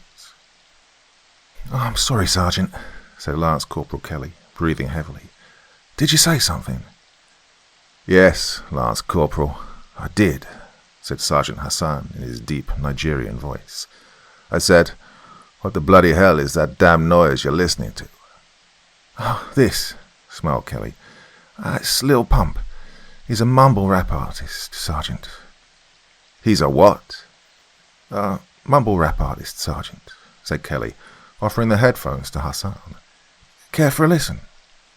"No, I would not," said Hassan, pushing away the preferred headphones. "Mumble crap is more like. I don't know how people these days can pay good money to listen to such snot designed to insult your intelligence." "How can you say that, Sergeant?" said Kelly, feigning shock in his voice. "You'll never know if you like it if you don't give it a listen. Besides, isn't it you that has Lady Sovereign as part of your workout mixtape?" "Lady Sovereign has talent," snapped Sergeant Hassan. "She has the potential to be the white Eminem. It's not the big midget's fault that she had lousy representation." "If you want to hear some masterful rap," said Corporal Thomas Babu, who had secured the leg press bar on the side in order to eavesdrop on the conversation, "you should give Brother V a listen to. He's the absolute very best rapper in India." Corporal Babu, the unit's short yet stocky Indian machine gunner, smiled at Hassan and Kelly. "India? Really, man?" said Kelly. "India?" "Well, 1.4 billion people can't be wrong, man," shrugged Corporal Babu. "What do you think, Mobley?" Corporal Babu slapped his assistant gunner, Lance Corporal Jackson Mobley, on his shoulder. "Who do you think should carry the title of Best New Rap Artist?" Lance Corporal Mobley had taken Babu's place on the leg press machine, having added an additional 90 pounds of weight. "Rap music sucks, man," said the lean black soldier, grunting in between reps. "Give me Motown or smooth jazz, yeah." "What?" said Kelly. "Oh, I'm hurt, man, like, really hurt to hear that, Mobley. I don't think I can trust to put my life in your hands anymore." Whatever, Kelly," yelled his squad mates, Sergeant Hassan throwing his completely dry sweat towel at Kelly. The glass door of the gym suddenly burst open as Lieutenant Noah Fletcher stepped in. The tall, square-jawed, hawk-nosed SAS junior officer was dressed in a pressed combat uniform, his sand-colored beret bearing the proud insignia of a downward-pointing Excalibur sword, wreathed in flames on a crusader-shaped shield. "Right, gentlemen," bellowed the usually easy-going lieutenant.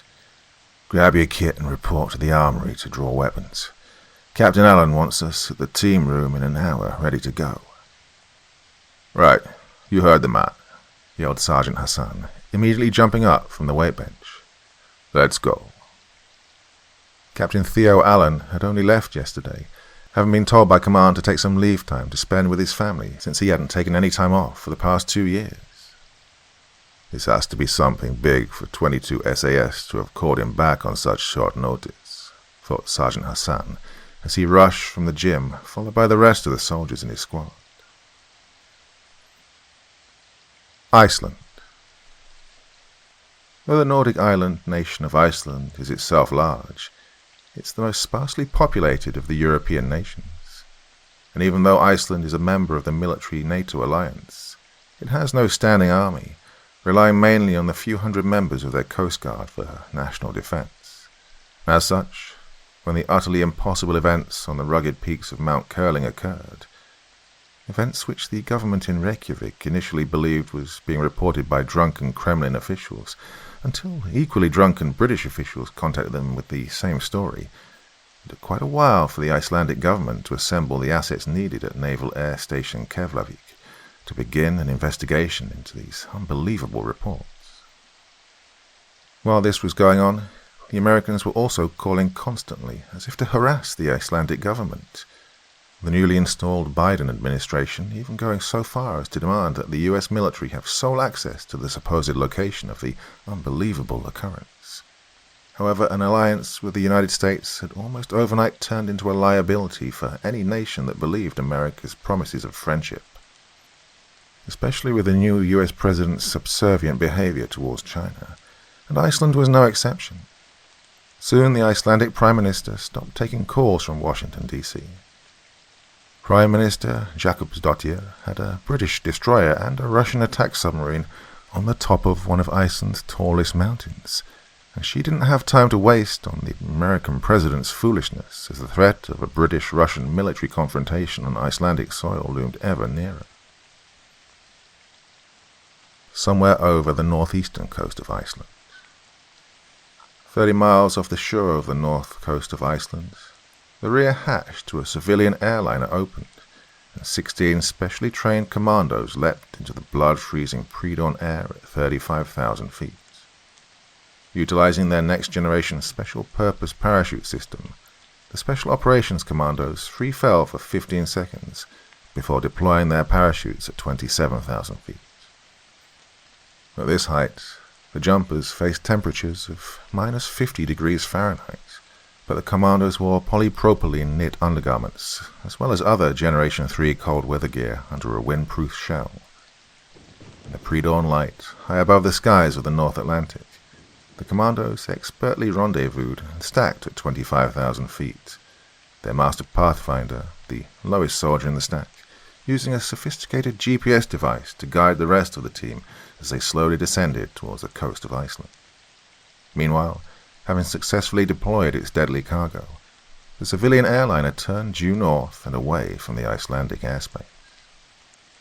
As soundlessly as could be expected, all 16 commandos landed within seconds of each other on an uninhabited, windswept and frozen valley. Quickly gathering up their chutes and harnesses, the commandos quickly and quietly buried all evidence of their arrival deep under the frozen tundra. As his men established a hasty security perimeter, the lean, muscular, and stern-faced master pathfinder took a minute to verify their bearings. Confirming their grid location, he smiled in satisfaction that he had successfully guided them to the drop zone less than a mile from their estimated drop point once again. Though the training for this type of mission had cost them many good men, the unit had earned their reputation as the best, hey-ho, high-altitude, high-opening, airborne regiment in the world. Gathering his squad leaders to him, the commando's commanding officer pointed with a knife hand to the southwest, where the snow-covered foothills of Mount Curling began. Their objective was 4.5 miles away, somewhere on the mountain's rocky crags. Within minutes, the sleds had been assembled and the explosives and heavy weapons securely strapped down. Grabbing up his M4 rifle, the Pathfinder, a captain, motioned his men to begin moving out towards their objective, smirking at how his soldiers proudly wore the combat patch of the U.S. Army's elite 75th Ranger Regiment on both shoulders of their winter camouflage combat uniforms. The foothills, south of Mount Curling. 4 vehicles from Iceland's Crisis Response Unit, the ICRU, the closest thing that Iceland had to a standing army, slowly climbed the treacherous, snow-covered road up Mount Curling towards the site where the impossible had supposedly occurred. Kristin Egilsdottir sat in the back seat of the last white-painted Arctic truck, staring out the window at the barren yet majestic landscape, lost in thought.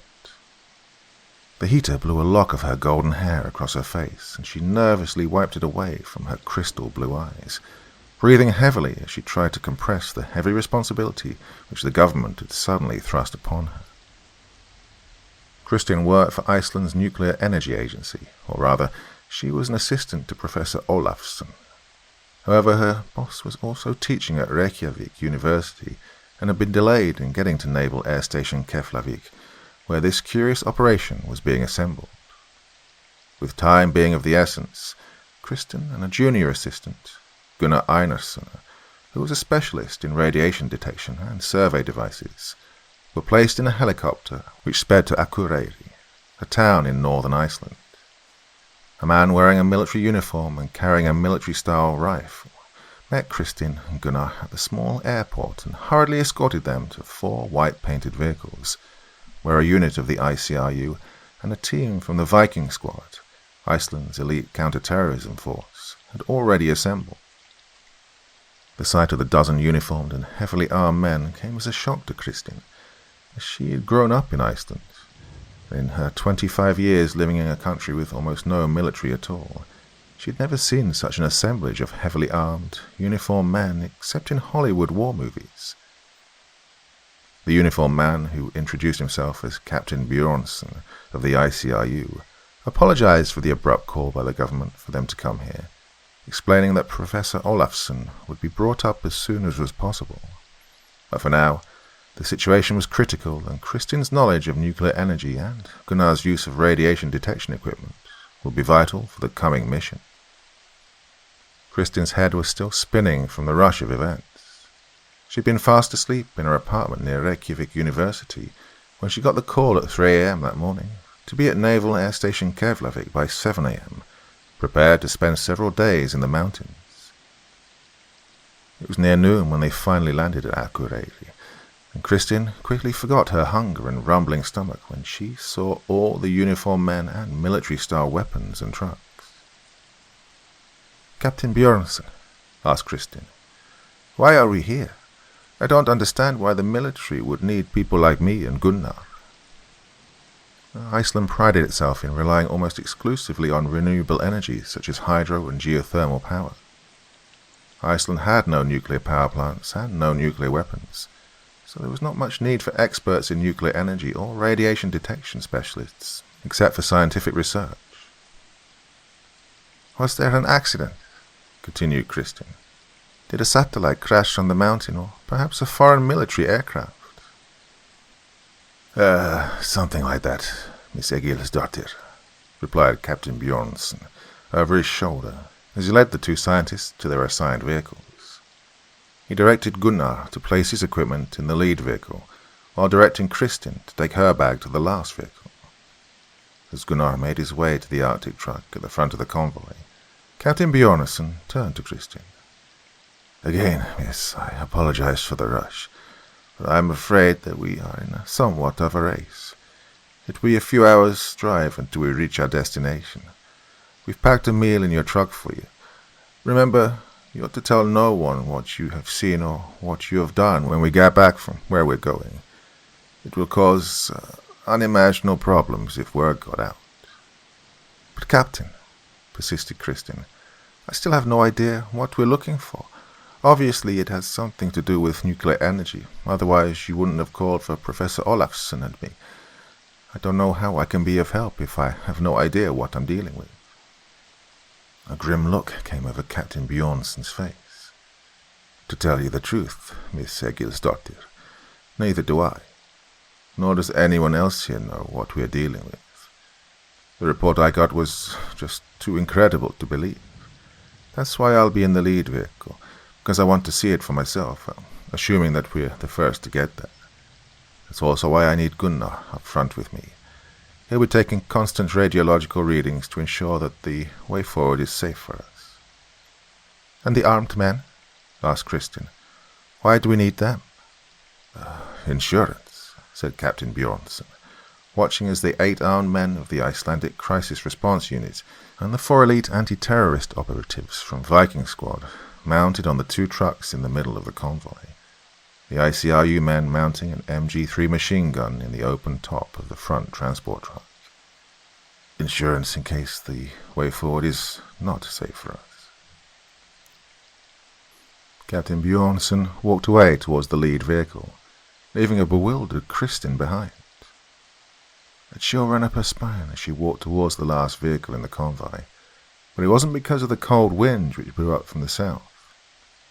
Kristin climbed into the surprisingly spacious back seat and found that she shared the truck with two other young ICRU men, the lower ranking of the two being the driver.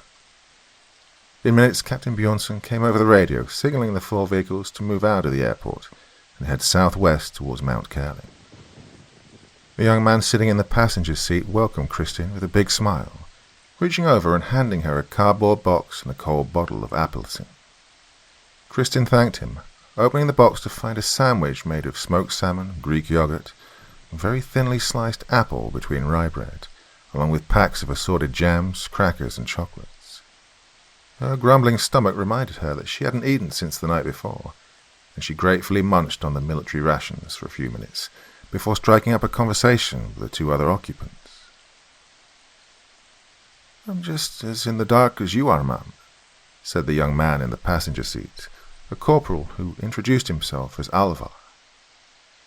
"In fact, ma'am," said Private Logie, the driver, "we were sort of hoping that you might be able to shed some light on what we were looking for. Having a nuclear specialist with us lends an air of the ominous to this trip." "I'm afraid I don't have any answers either. And please, call me Kristin." She took a sip of her orange soda. "Your Captain Bjornsson was rather vague when he talked to me about why I was here."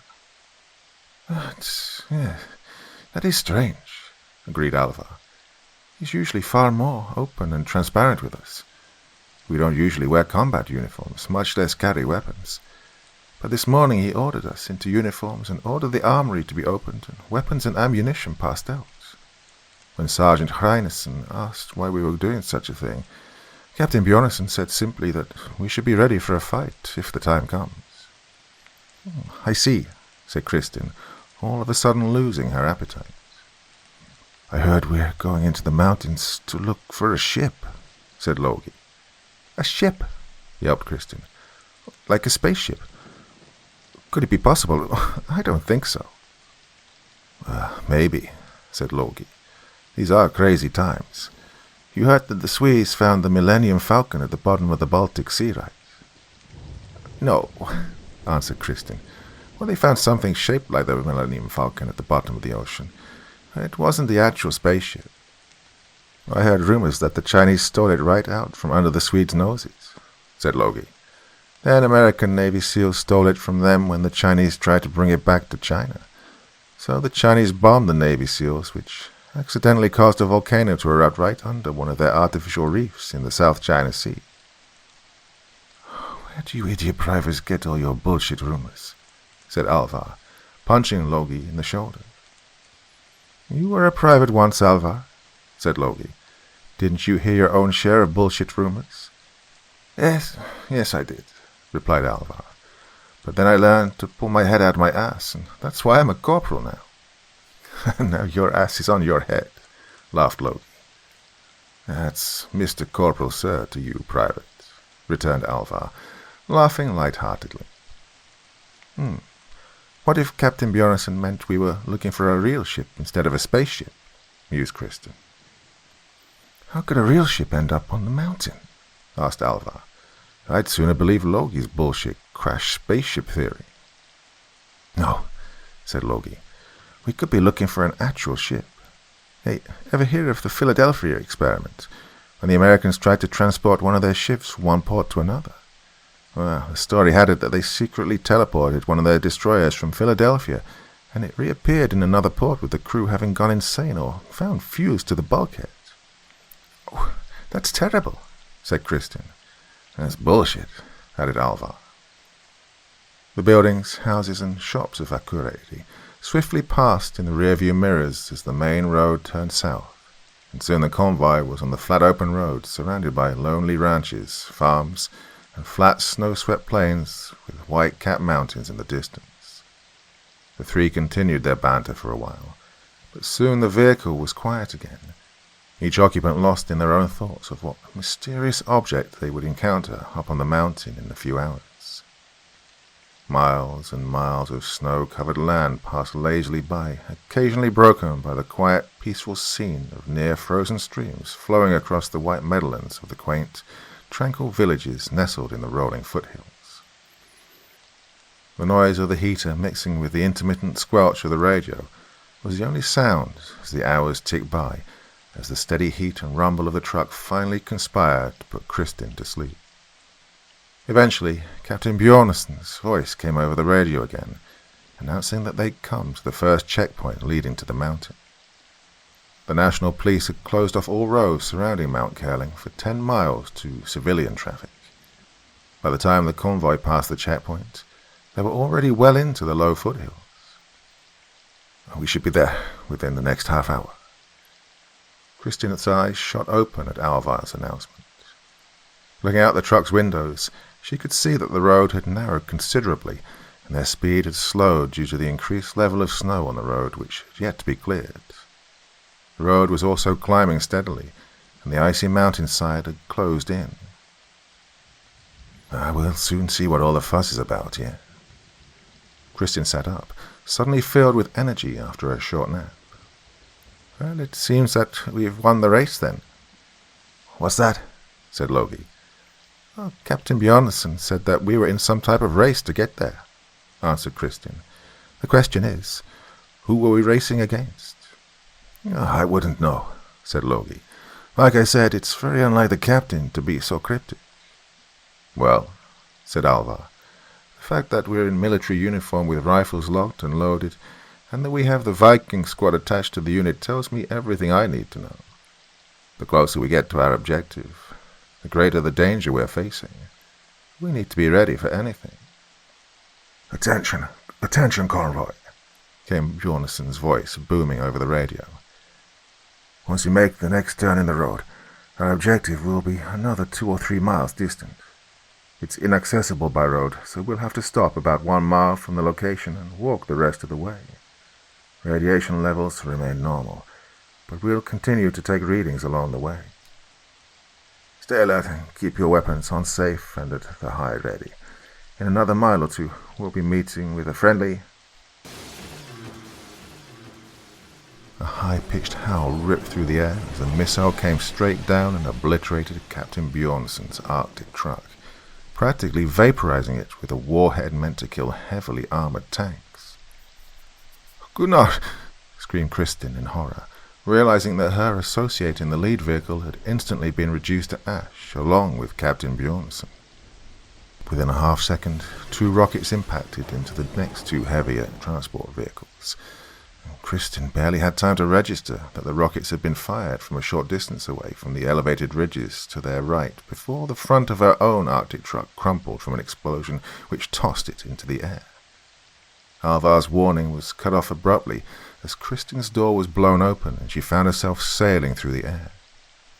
The feeling of weightlessness, combined with searing heat and pain, racked Kristin's body as she was thrown like a rag doll. Her ears throbbed with a muffled ringing as time stood still.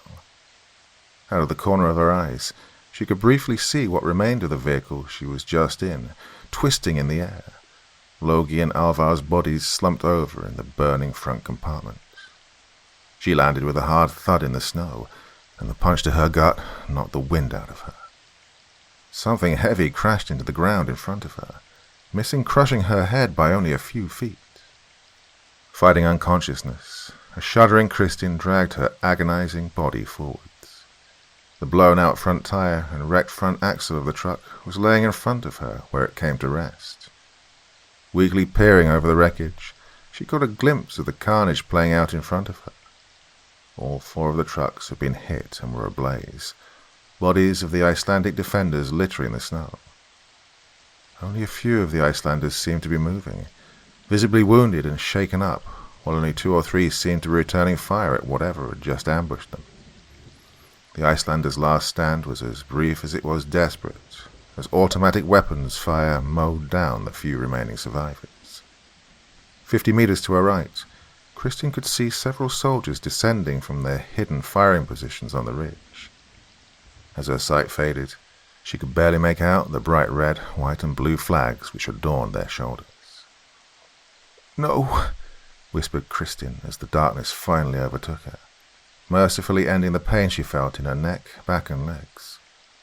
"Oh God, no. I thought they were our friends." A United States Army Ranger stood 20 meters away, staring at the wreckage of the last vehicle in the convoy.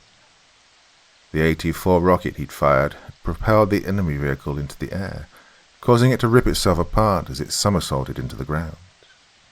The Ranger was impressed with the weapon, but thought that the rockets made in his own country were far better and easier to operate. "What are you staring at, Ranger?" came the voice of his commanding officer from behind him. "Thought I saw movement over there in the wreckage, sir," replied the Ranger.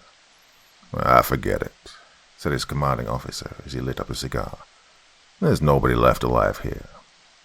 Now, quickly. We're behind schedule and we need to move out now."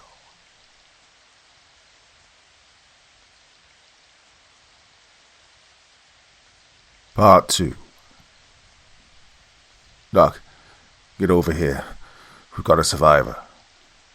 Staff Sergeant Jacob Kanumba frantically began wiping snow off the body of the pale young lady he discovered lying in the snow behind the burning wheel and axle, looking for any obvious wounds and injuries. "What you got, Jake?" said Captain Allen as he and the team's medic, Sergeant Ratliff, ran to the black senior sergeant's side. "Shit. She's lost a lot of blood. Doc, can you help her?" Sergeant Ratliff knelt down beside Kristen, quickly shrugging off the heavy medic pack from his back. "She's barely alive," he said as he took her vitals. "Luckily the snow and cold has helped to staunch her bleeding, or else she'd be like her compatriots by now. Her leg's broken. If she was conscious now, she'd be in great pain. Help me, please. We have to turn her over. Watch your head, sir. We need to turn her body as one unit." Ratliff laid out a blanket on the snow next to Kristen, then supervised the team commander and senior sergeant in slowly and carefully turning the young lady over. As the 3 SAS soldiers frantically worked to save the girl's life, the rest of the team fanned out to discover who'd ambushed the Icelanders. The vehicles were still burning and the tracks of the attackers were still fresh, revealing to the SAS soldiers that the ambush occurred a little over an hour earlier. Whoever had attacked the convoy had come down into the ambush site from their hidden firing positions to put a bullet into the heads of each of the fallen defenders. By the number of tracks in the snow, there looked to have been at least a dozen attackers, maybe more. Lieutenant Fletcher led Sergeant Hassan and Lance Corporal Kelly up the gently sloping ridge, following the tracks back to their source. Corporal Babu cautiously walked among the burning wreckage of the convoy, slowly sweeping his L7 machine gun back and forth. His assistant, Gunner Lance Corporal Jackson Mobley, a few paces behind him. Bodies of the Icelandic defenders were scattered across the ground. By the looks of things, the Icelanders stood little chance against the firepower used against them, which, in truth, looked to be a case of extreme overkill. Still, it appeared that at least 2 members of their Viking squad and a member of their ICRU put up a brief defense before being cut down by small arms fire. A weak scream suddenly pierced the air, and they stopped and looked back at where the medic was located. It's okay, Mom," said Sergeant Kanumba, as the girl suddenly came to, eyes wide with pain and fear. "We're here to help. You're safe now." The girl's breathing intensified, as her eyes darted back and forth between the deadly intimidating soldiers crouched down around her. Slowly the feeling began to return, as she let out an agonized howl of pain. "She's going into shock, Ratliff," said Captain Allen. Ratliff had just finished applying pressure bandages to her most serious wounds and was beginning to start an IV when the girl had regained consciousness. Sticking a needle into her arm, he said, "You'll be fine, Mom. We'll get you out of here. This is morphine. It'll alleviate the pain. Can you hear me? Do you know where you are?" Christine's breathing slowed as the drug slowly relaxed her. Looking around in confusion, she still felt a tinge of panic. The soldiers weren't speaking Icelandic. They were speaking English. She began to panic again, realizing that she'd been taken by their attackers. Anger and hatred mixed with fear as she began to weakly struggle against the enemy soldiers. They were supposed to be allies. "Please, Mom," said Sergeant Kanumba. "Our medic is trying to help you. He can't put the IV in if you keep struggling." Christine's pale blue eyes shot to the black soldier speaking English with a heavy African accent. Before she passed out, Christine could vaguely remember that the soldiers who attacked the convoy were all Caucasians, tall, lean Caucasians. These weren't the Americans. They were British? Christine's mind began to fog over as the morphine took effect. "Americans," whispered Christine. "What's that?" Captain Allen stared down at Christine, having wrapped the young woman in 2 layers of thermal blankets. "I can't hear what you're trying to say. Who did this?" "It was the Americans," whispered Christine before the wave of peaceful numbness and euphoria swept over her as the world went black again. "Hey, sir." Captain Allen's earpiece barked to life. "What have you got, Lieutenant?" said Captain Allen as he stood up and walked a few paces away from his medic. "Find anything?"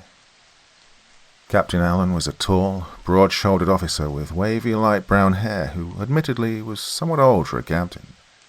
This was due to an unfortunate incident at Camp Bastion in Afghanistan when, as a Spec Ops lieutenant, Allen's fist had a disagreement with a pompous supply captain's jaw when the lazy captain didn't quite display the motivation necessary to issue the vital night vision equipment Allen's team needed for an upcoming night raid against Taliban insurgents. The supply chain's father turned out to be a brigade commander, and it was only Lieutenant Allen standing as an SAS officer that saved him from court-martial, though the incident had blocked his promotion to captain by 3 years. Far from being bitter about the incident, Captain Allen found out that it was rather a blessing, as he'd since never had to bother with supply chain bullshit bureaucracy before a vital mission, else the offending supply officer found himself with a broken nose. "We found the ambush site on a slightly elevated ridge 150 meters due east of your position," replied Lieutenant Fletcher. "Classic L-shaped ambush. Several spent shell casings on the ground. 5.56 and 7.62 NATO. 3 discarded A-24 launchers and a launcher from a Javelin and... Sir, the markings are in English." Captain Allen looked back at the girl. She said they were Americans, he thought. They couldn't have made it any more obvious that they were Americans if they'd left behind NFL football jerseys, empty cans of light beer, and country music CDs scattered across the snow. At that moment the ground rocked as an ear-splitting explosion shook the air, as billowing clouds of black smoke rose into the air behind the ridgeline 1.5 miles to their northwest. The blast was so powerful that it caused sheets of ice and snow to tumble down steep mountain slopes, causing most of the stunned SAS soldiers to lose their balance as the ground shifted under their feet. The 16 Army Rangers were on the southern slopes of Mount Curling, having successfully completed their assigned mission and extracted all of the data they were looking for.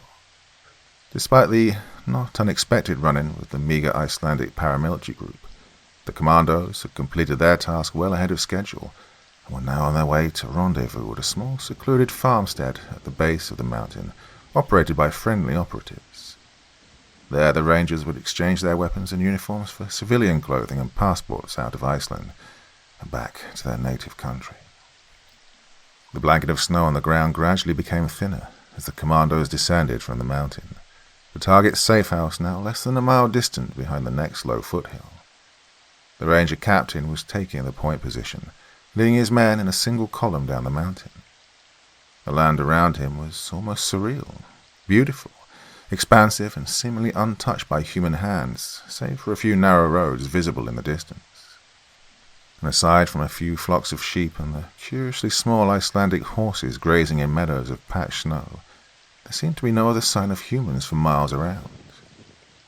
The scenic vestige reminded the Ranger commander of the steppes which he'd grown up on, in the city of Bugachani, next to the river Angara, though the government was not as kind to the treatment of the land as the people of Iceland were.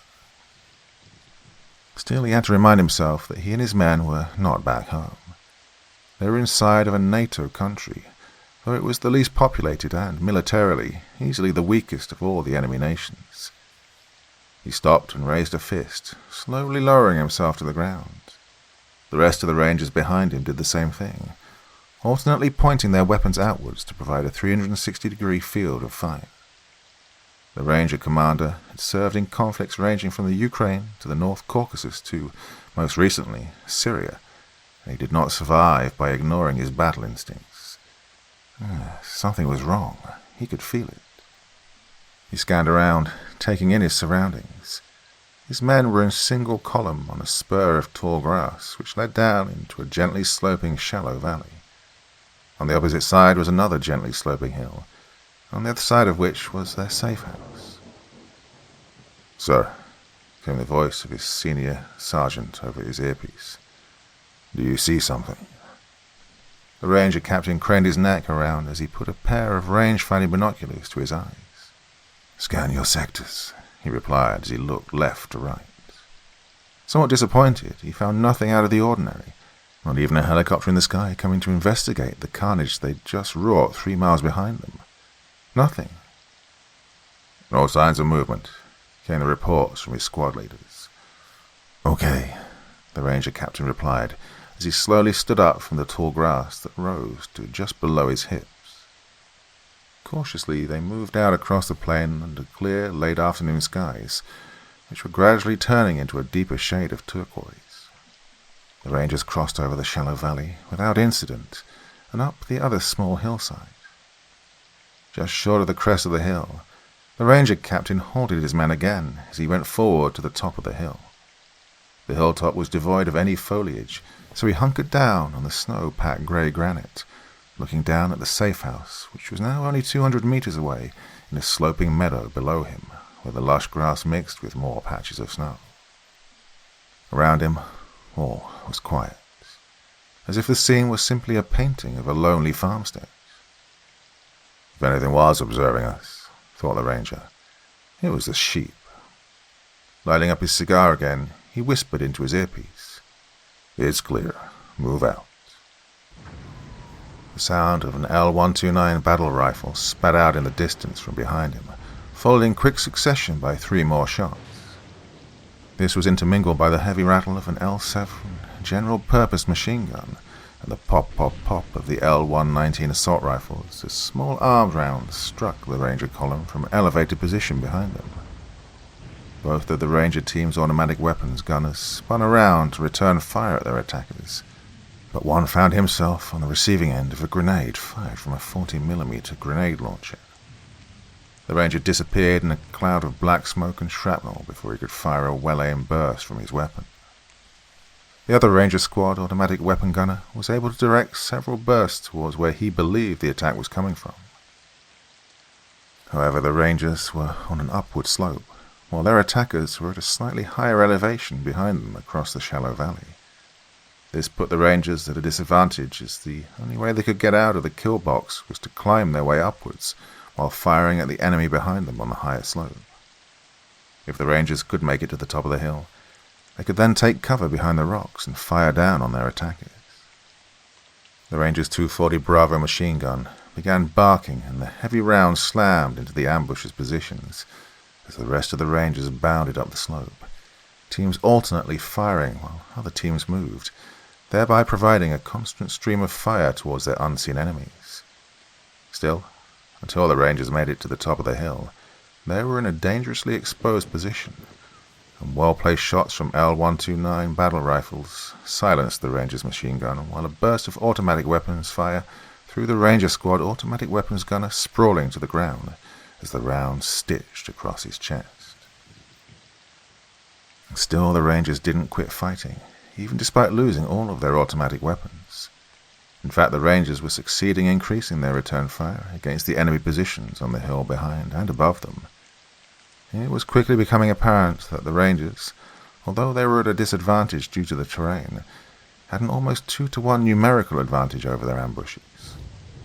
One Ranger launched a 40mm grenade towards the position where he suspected the enemy had emplaced their machine gun, and after the grenade exploded, the enemy machine gun went silent. However, That Ranger Grenadier and another Ranger beside him were themselves engaged by an enemy Grenadier, the well-placed high-explosive round impacting between them and blowing them both to pieces. By now the first two Rangers had gained the opposite hilltop and were in the process of taking up firing positions when enemy small arms fire struck them both at the base of their spines, toppling them over the other side. Still, without the enemy machine gun to support them, the remaining US Army Rangers had managed to gain fire superiority over their ambushes. Having managed to valiantly fight their way to the top of the hill, the Rangers would now be able to fire down on their attackers. Just as the tide of the battle had shifted into the Rangers' favor, the enemy machine gun suddenly began barking again, sending dozens of rounds into the remaining US Army Rangers who had just crested the hill. Into this chaotic mayhem, another 40mm high-explosive grenade fell in the midst of the Rangers' position. Then another round fell. Then another. Then another. The whole time the enemy machine gun swept fingers of deadly accurate fire back and forth across the top of the hill. Soon it became clear that nothing could have survived where the Rangers had made their final stand. "Cease fire," yelled Captain Allen. "Cease fire. Medic, we have people that need attention here." Several minutes later, Captain Allen, Sergeant Hassan, and Lance Corporal Kelly were on the opposite hilltop looking down at the bodies of the half-dozen dead men wearing US Army Ranger combat uniforms who'd made it to the top of the hill. "Well, they really went out of their way to make it look like they were Americans to the untrained eye," said Captain Allen.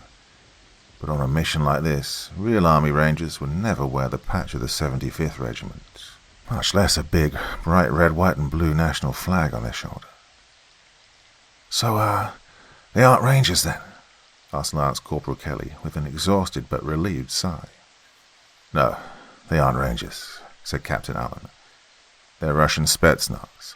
Look at the cigar that the officer was smoking. It's Cohiba, imported into Russia from Cuba and highly favored by their military officers." "Okay, then. How the hell did the Spets get so much American kit and weapons?" asked Lance Corporal Kelly in disgust. "Shit," said Sergeant Hassan. "What didn't the Yanks give to the enemy Biden-surrendered Bagram Air Base to? Hell, I'm surprised that the Russians didn't just drop in with a bloody battalion of ex-US Army MRAPs and MATVs." The air whipped around the British soldiers as Captain Allen looked down at the tranquil and innocent rustic farmstead at the base of the hill, thankful that it had been spared from the violent and tragic events which had just transpired. Two Puma helicopters of the Icelandic Coast Guard were descending out of the darkening sky from the west. They were coming to bring out the wounded and the dead. Naval Air Station, Keflavik. The mood was somber on the naval base, and even though the 8 men of the 19 Troop, D Squadron, 22 SAS, had defeated a Russian Spetsnaz force that was twice their number, the British commandos felt absolutely no sense of victory. It was just 2 days after the battle before the bodies of Lieutenant Noah Fletcher, Staff Sergeant Jacob Kanumba, and Corporal Thomas Babu were finally transferred into British custody to be flown home to England. Captain Allen and the remainder of his team had no time to mourn the loss of their comrades. The press of events had increased dramatically in less than a day, and the news for the nation of Great Britain was growing even more dire. Since the battle between the SAS and the Russian Spetsnaz, Iceland's Prime Minister Katrin Jakobsdottir had ordered an international exclusion zone around Mount Curling. With the exception of authorized personnel, absolutely no one was allowed within 10 miles of this secured area. By now, Royal Navy Intelligence Officer Commander Hollingsworth and a handful of other staff officers had arrived from Fleet Command in Whitehall. In addition, government officials from Iceland, including the President and Prime Minister, and the Joint Military Defence Liaison from Norway, had assembled in Keflavik for the above top-secret briefing which Captain Allen was giving regarding the mission which he and his men had just concluded. Noticeably absent from the briefing were the representatives of the United States, including the U.S. Ambassador to Iceland, as Prime Minister Jakobsdottir wisely chose caution over carelessness. She could not take the chance that whatever might be revealed in the briefing would go from Biden's lips to China and Russia's ears. In a highly secured conference room surrounded by Icelandic, Norwegian and British security specialists, Captain Allen began his report to the assembled officials. With satellite photos revealing that both the British HMS Northumberland and the Russian B-586 Kronstadt had come to grief less than 3 miles apart on the slopes of Mount Curling, it was decided by both the British and Icelandic governments to first secure the Russian submarine for fear of any nuclear materials it might have been carrying.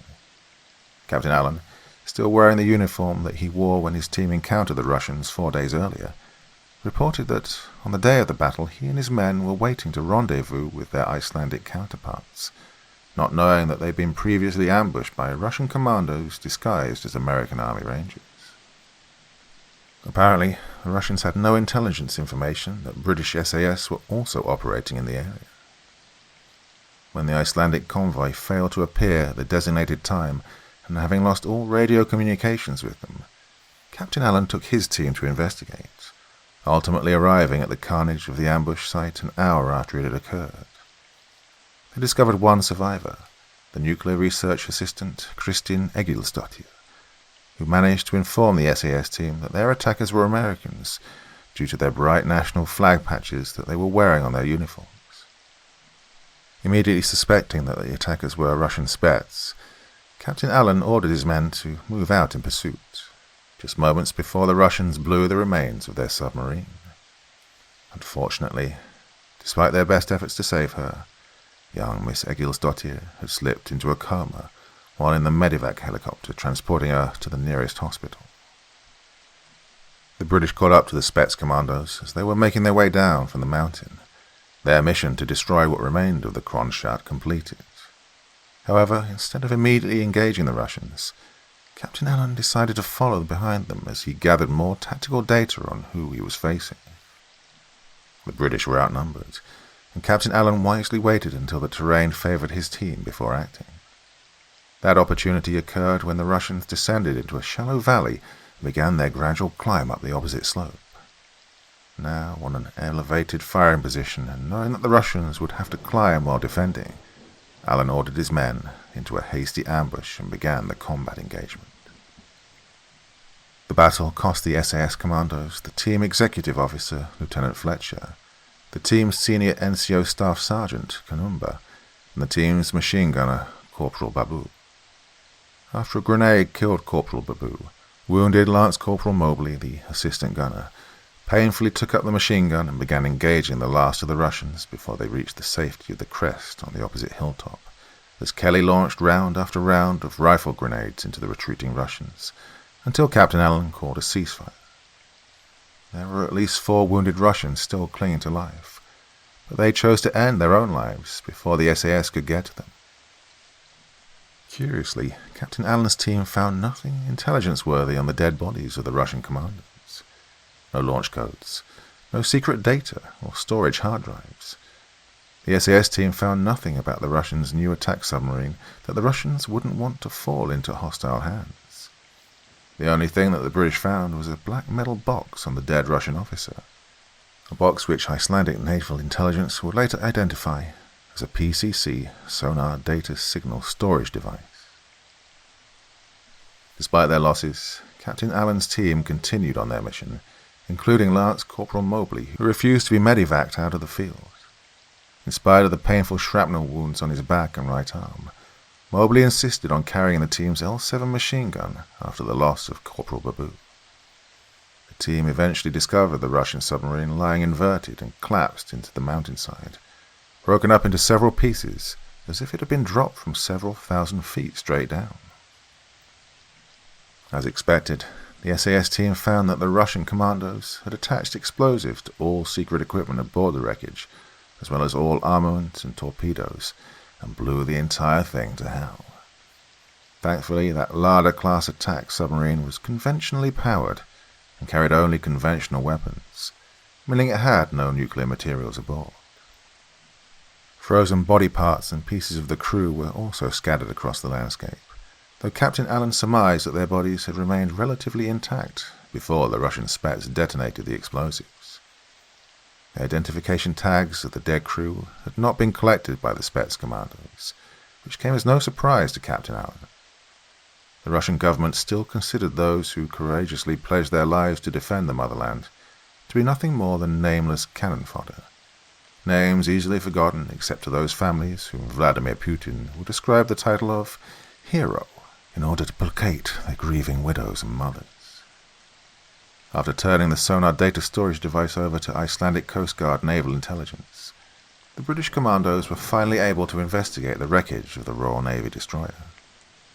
It was 2 days after the battle, and a small contingent of British Royal Marines and Icelandic police had secured the base of the mountain, allowing Captain Allen, Hassan, Radcliffe, and Kelly, now accompanied by Commander Hollingsworth, who had arrived with the Royal Marines, to be able to go back up the mountain. As this part of the mountain had been judged to be too steep for helicopter insertion, they would again have to drive up the snow-covered roads using a borrowed Marine Land Rover. Going with them in another truck were Icelandic medical and forensic examiners, while a squad of British Marine escorts brought up the rear in another Land Rover.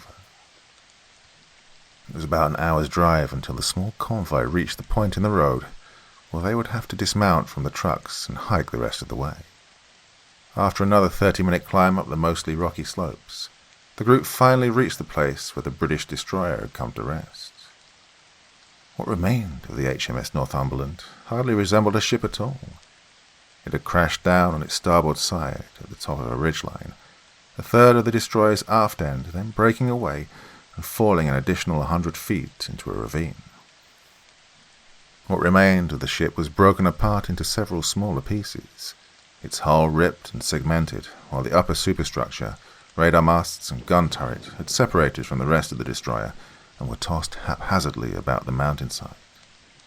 While the Marines secured a loose perimeter around the site, the forensic and medical examiners began the grim task of examining the bodies of the crew, whilst Captain Allen and the rest of his team began sifting through the wreckage in search of evidence of how this tragedy had occurred, and, specifically, the Northumberland sonar signal storage device. When the group finally returned to Naval Station Keflavik, they found that the international news media had already been busy spinning their version of the incident to suit their own political narratives. Chinese President Xi Jinping joined Russian President Vladimir Putin in condemning Great Britain for their unprovoked attack, which had sunk the B-586 Kronstadt in the Atlantic, with all hands on board. The Chinese president even going so far as to accuse the United States of being complicit in the attacks, unless the American president made visible and open gestures to condemn and rebuke Britain for their criminal acts which could recklessly lead to a nuclear war. For his part, American President Joe Biden recalled the USS Harry S. Truman carrier battle group from the multinational NATO Joint Forces naval exercises and ordered all U.S. ships to return to Naval Station Norfolk. On the same day, Biden authorized a transfer of $60 billion to Vladimir Putin to help Russia pay for their trans-European oil pipeline, claiming that his actions had been forced upon him by the political failures of the last American president. The American news media predictably painted the picture of a bold and decisive Joe Biden who was compelled to do what was necessary to prevent a nuclear war. For several days afterwards, the popular talking point with the White House press secretary and repeated ad infinitum with the American Democrat Party press corps was, "Retreat means victory." Captain Allen's briefing was halted briefly when an aide to the Icelandic president entered and whispered into his ear, to which the annoyed President Johannesson replied in English, "Please tell President Biden that the adults are having a meeting right now, and to please go have an ice cream until I return his call." After President Johannesson nodded, Captain Allen continued his briefing, reporting that they spent another day at the site, collecting and identifying the bodies of the dead crew members, the startled medical examiners coming to the conclusion that the crew did not die from the fall, but they were already dead before the destroyer came to rest on the mountaintop. Having gathered all the data they were looking for, and after holding a memorial to the 180 courageous British souls who had served their nation with bravery and honor, the group finally descended from the mountain, their passage marked by several explosions as the P-4, which Captain Allen's team attached to the ship's secret equipment, detonated. Captain Allen turned the briefing over to Commander Hollingsworth, and the attractive young naval intelligence officer stepped up to the elevated edge in the middle of the conference room and to a long metal table. Unlike Captain Allen, who was still in his battle dress, Captain Hollingsworth was wearing a sharp, tight-fitting black naval dress uniform of a naval officer. With her she carried a small metal black box and a cord, which she placed on the table.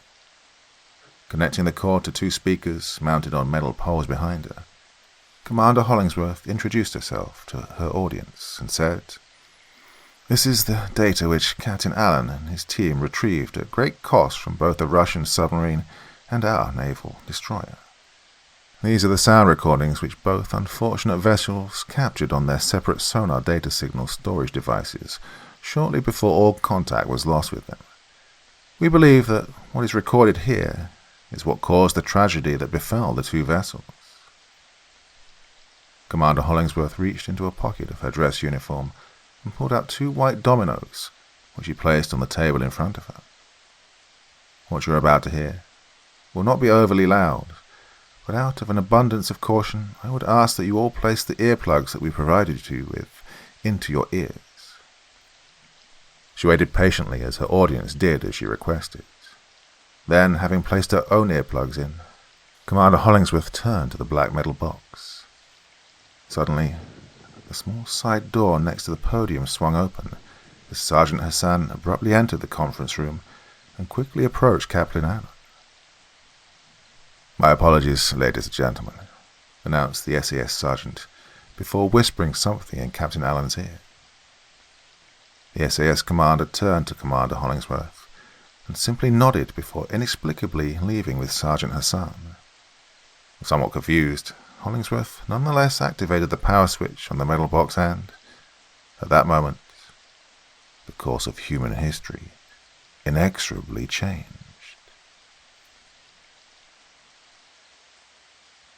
Part 3.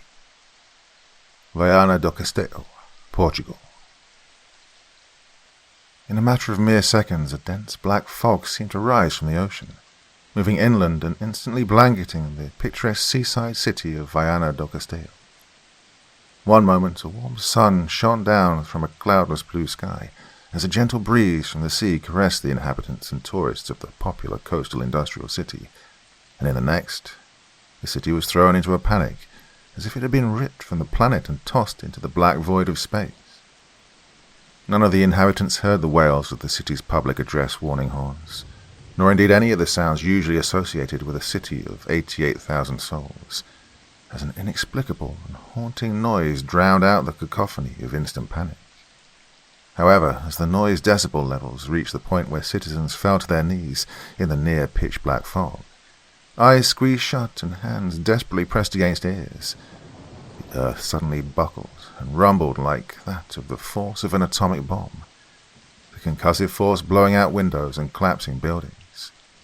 And then, just minutes after it had started, the nightmare that befell Viana do Castelo ended.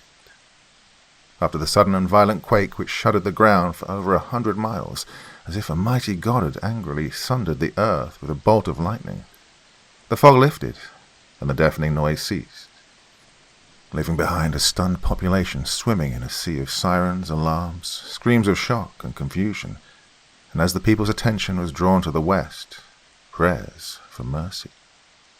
To the west, just outside the city proper, where the source of the massive quake was felt, great plumes of dust and smoke rose hundreds of feet in the air.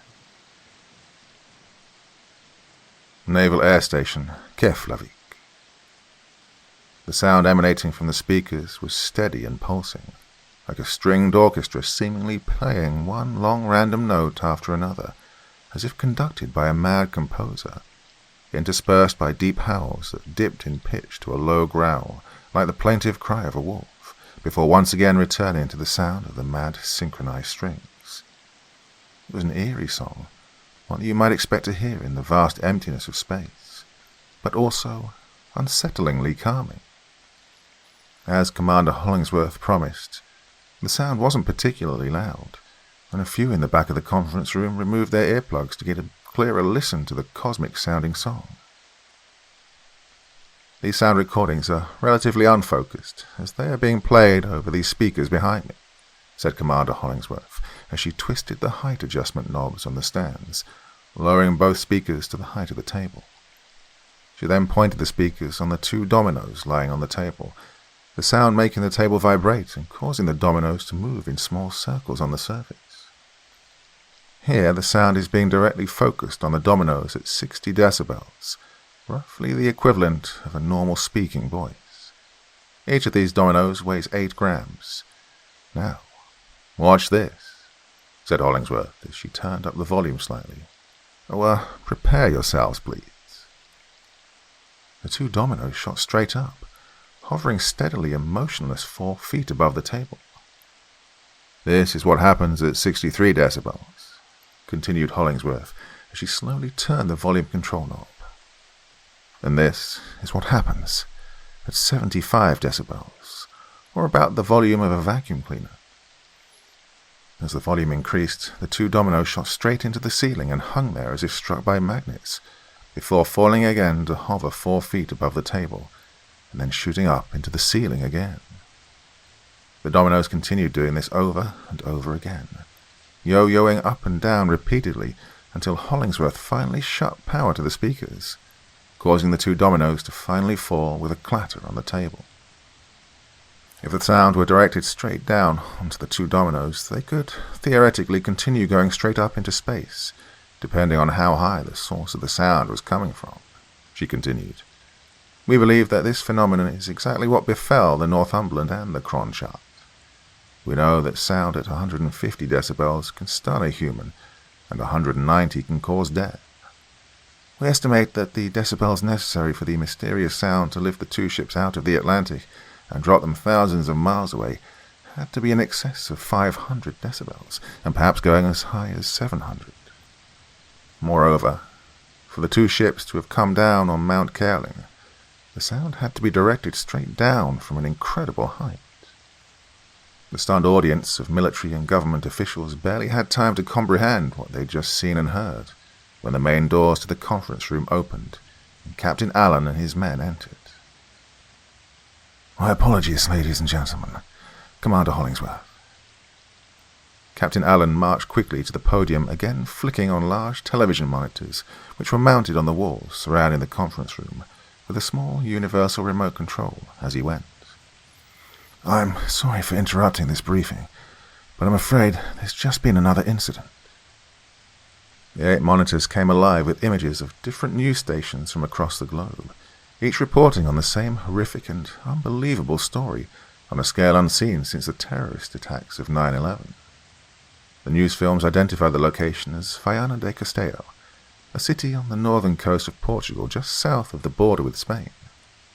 Shaky cameras focused on the thing that clearly should not have been there, screams of panic and sirens in the background mixing with the sounds of military helicopters and fighter jets. Standing in the middle of a half-mile-wide crater stood a monstrous, dripping, dark grey rock monolith, nearly 80 stories tall. Captain Allen turned to Commander Hollingsworth. We've been ordered to escort you back to England, he whispered. The rest of the staff officers will remain here in Keflavik to assist in intelligence gathering, and our marine contingent will stay at Mount Kerling to help secure the mountain perimeter. But Whitehall needs you back as quickly as possible, with the sound recordings. What happened, besides this? Whispered Hollingsworth, her eyes glancing alternately between Captain Allen's grim face and the monitor behind him showing the rocky monolith towering over the hills overlooking the Portuguese city. Why the hurry? MI6 just intercepted a top-secret communique between Beijing and Washington, whispered Captain Allen. Since we aren't giving up what we found, China's demanding that Biden get it for them. Captain Allen gave an expression as if he'd just taken a deep breath from a dead and decaying skunk. President Biden has just activated the Delta Force. That recording needs to be out of Iceland and in Whitehall's hands before the Deltas get here. Commander Hollingsworth and the SAS commandos prepared for extraction out of Iceland. each weighing the new and ominous situation which had suddenly been dumped into their lap. Great Britain had acquired evidence that there was a mysterious sound-generated source, most likely extraterrestrial, which was powerful enough to lift ships weighing tens of thousands of tons out of the water and dropping them hundreds of miles away. Russia and China wanted to take that technology from Great Britain, and their extensive propaganda media was working overtime to paint the British as public enemy number one on the world stage, the British government behaving like a rogue state, wanting to engulf the world in a nuclear confrontation for some nefarious purpose that only the wealthy capitalists in the city or America's Wall Street knew about.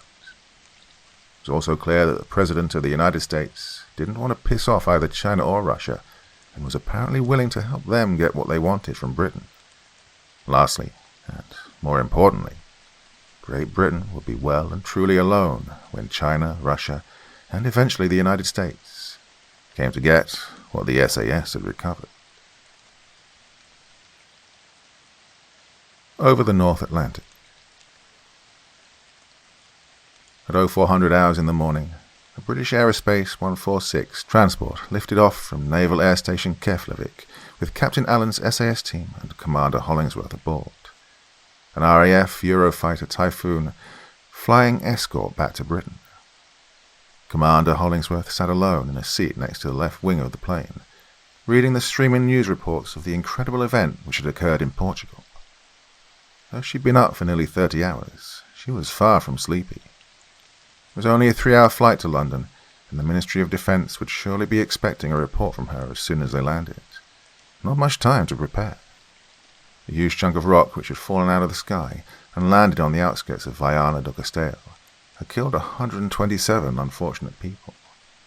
It was 80 stories tall, rectangular, with 4 distinct sides, each measuring a quarter-mile long. It was estimated to weigh at least 300,000 tons.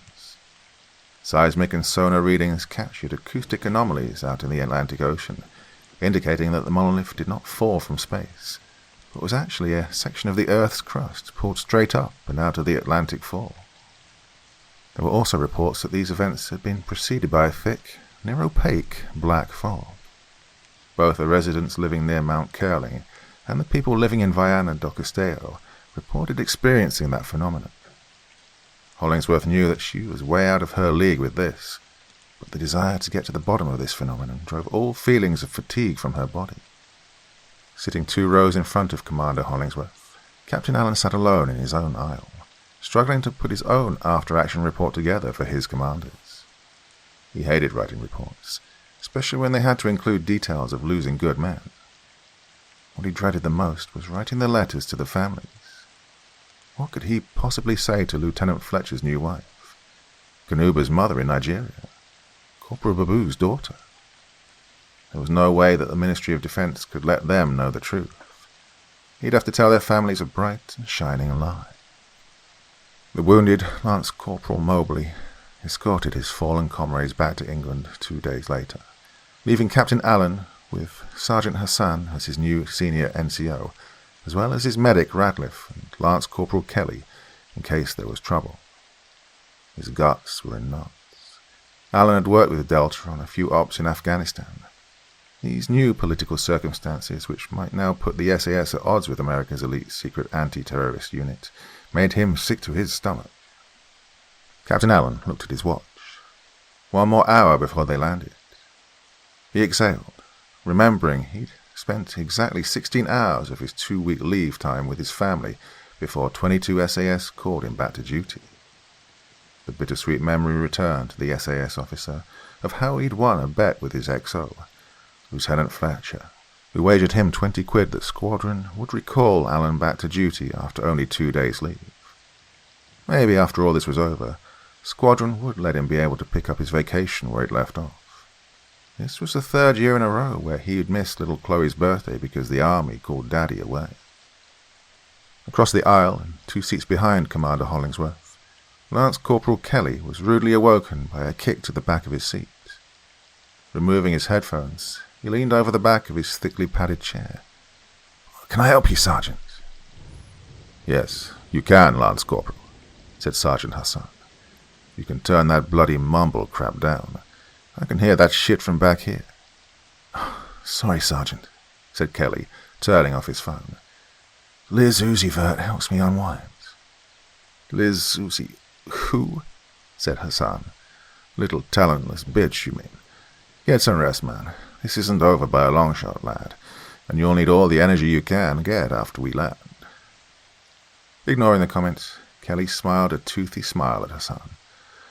So, Sergeant, he said, turning his head to look at the golden locks flowing down from the back of Commander Hollingsworth's head.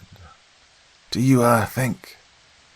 No, I most certainly do not, Kelly, replied Hassan. We're both about the same age, and besides, protested Kelly. Besides, she's so far out of your league that it would be like comparing a blue whale to a fucking cucumber, replied Hassan. Now sit down and go to bloody sleep. Okay, Sergeant, replied Kelly, sinking back into his seat. She doesn't look like a cucumber to me, though. An hour later, Commander Hollingsworth was still staring at her laptop, deep in thought and with a growing feeling of dread building up inside her. Care for a nice cup of tea, Mum? Commander Hollingsworth looked up, a surprised smile appearing on her face as she accepted the cup from the soldier.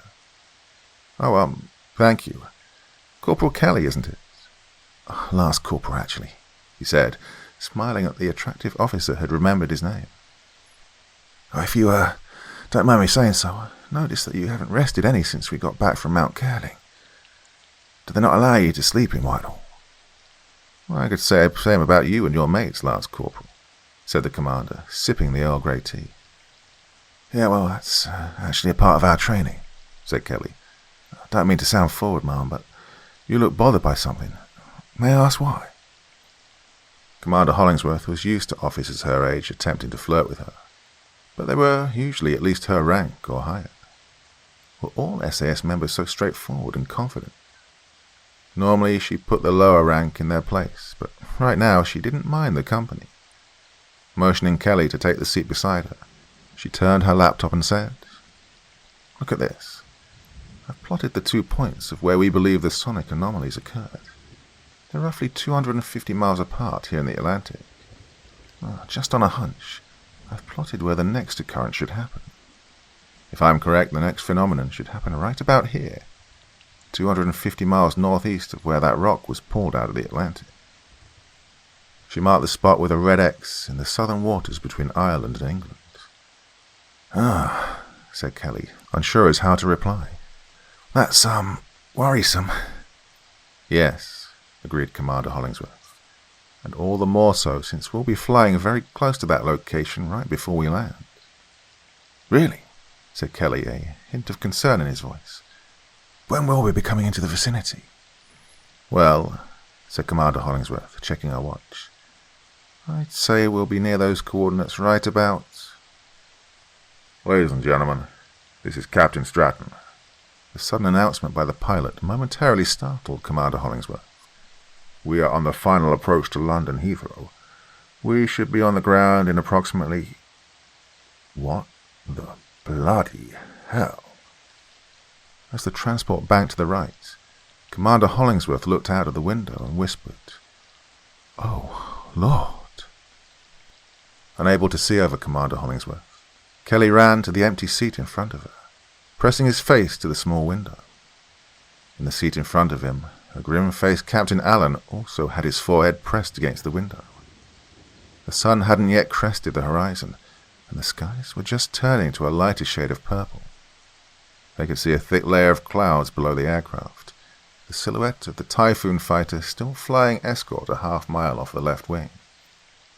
However, 3 miles in the distance to the northwest, a blindingly bright dot stood stationary in the sky at an altitude of 10,000 feet higher than the jet fighter. A roiling mass of dark clouds circulated underneath the glowing object, which seemed to reach down and disappear in the cloud layer thousands of feet below. The cloud-like projection, almost opaque in its blackness, kept a very defined thin conical shape with the point originating from the bright object and stretching down through the blanket of clouds and presumably to the sea. But strangely there was no whirling effect, as if the clouds had remained untouched by the phenomenon. Ratliff, Kerry, grunted Sergeant Hassan, who was looking out the window in the rear of the plane. "Make yourselves useful and get a vid of that thing." Commander Hollingsworth was so entranced and bewildered by the sight that she had forgotten to pull out her own camera phone. Doing some quick estimations, she calculated that at the point which the cone of black fog touched the ocean, it would be roughly half a mile in diameter. Hands trembling, she finally produced her phone and pointed it out the window, her phone seemingly taking forever to get to the app as it fought against her to pull up the record video function. When it finally came up, the object was at the far left of the window, the plane's pilot taking evasive maneuvers to avoid the ominous phenomenon. No, said Hollingsworth. "We have to turn into it. I have to get a better—" Something long and metallic suddenly emerged from where the black cone of fog penetrated the clouds below and soared at incredible speed in an upwards arc towards the transport, much like a surface-to-air missile. The Typhoon fighter jet pulled straight up and nimbly looped over, the pilot yelling a warning as the object sailed underneath and past his jet. The captain of the transport banked the aircraft sharply as the object flew past, Commander Hollingsworth clearly seeing the name Greenpeace Arctic Sunrise on the side of the green-painted ship, as it somersaulted 100 meters past the transport's left wing and disappeared. Scrambling over to the other side of the aircraft, Hollingsworth and the rest of the SAS soldiers watched in horror as the doomed ship tumbled end over end towards the coast of southern England. "Oh, it's going to hit land," grunted Captain Allen. "Where?" asked Hollingsworth. Captain Allen saw the ship tumbling away towards a bay 10,000 feet below. "If I'm not mistaken, I'd say Barnstaple," he replied, recognizing the familiar shape and terrain features of the beaches which he liked to take Barbara and his daughter Chloe for surfing holidays on those rare occasions he could get away from his responsibilities. The transport was in a steep right-hand turn, and Hollingsworth had to struggle to make her way towards the front of the transport.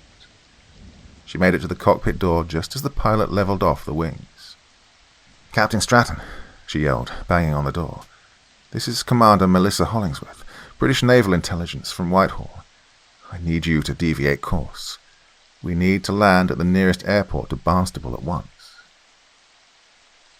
4 hours later, Commander Hollingsworth and her SAS escort were standing on the beaches of the Croyd sand dunes about 8 miles east of Barnstaple. Having previously used a SATCOM phone to contact Whitehall, Hollingsworth briefed Admiral Radabar about what she'd witnessed over the Atlantic, sending Fleet Headquarters the video she and the others had been able to record on their phones, as part of her report, as well as her decision to divert from London to Exeter, the closest airport to Barnstaple. Admiral Radabar, for his part, concurred with her decision, citing an unpleasant disturbance which was occurring at London Heathrow at that very moment. A military escort awaited them when they landed at Exeter, and they were quickly whisked away.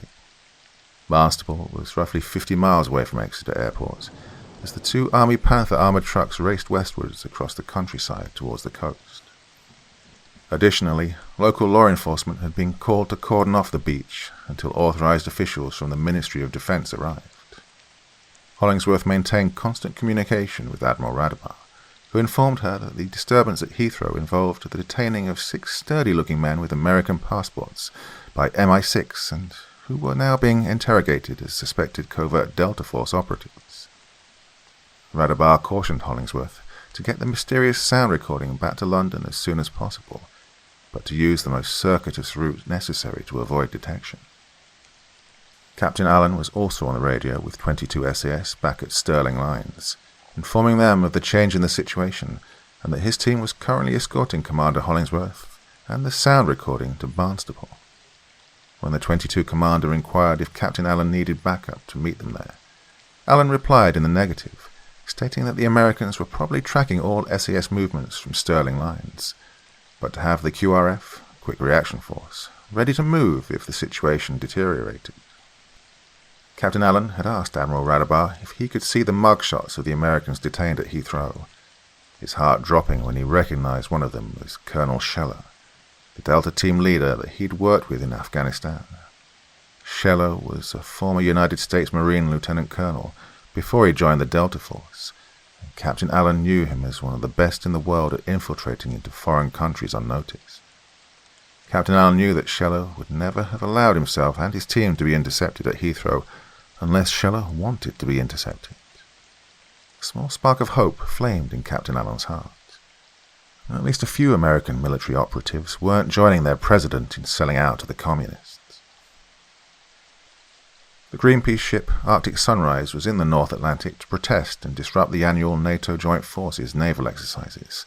However, she was forced to return to port in Amsterdam when the naval exercises were cancelled due to the Americans pulling out at the behest of the Chinese. The Arctic Sunrise's last reported position was roughly 250 miles northeast of the location where the 80-story trunk of the Atlantic sea floor was pulled out of the ocean and dropped on Portugal. As with the HMS Northumberland, the Greenpeace Arctic Sunrise was a smashed and crumpled wreck, laying almost inverted on the sandy beaches of the Croyd sand dunes. It was crushed almost flat after its fall from thousands of feet.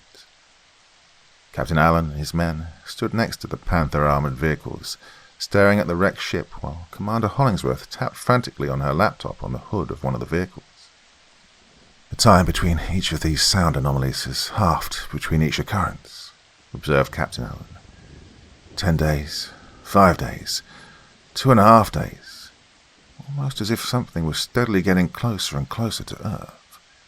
Assuming that timeline is correct, we can expect the next sound anomaly to occur within the next 24 hours, maybe sooner.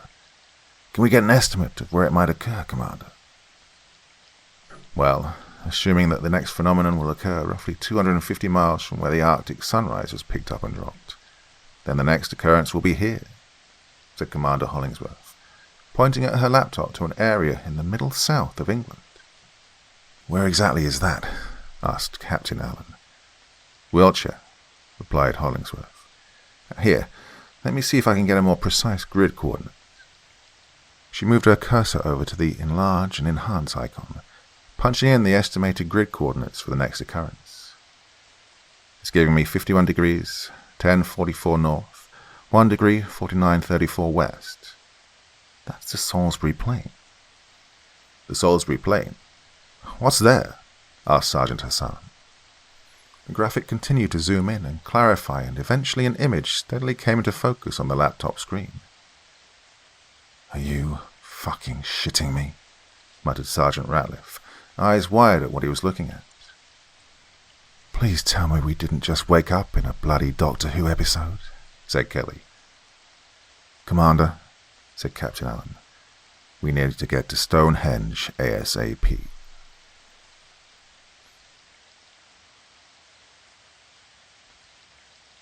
Part 4.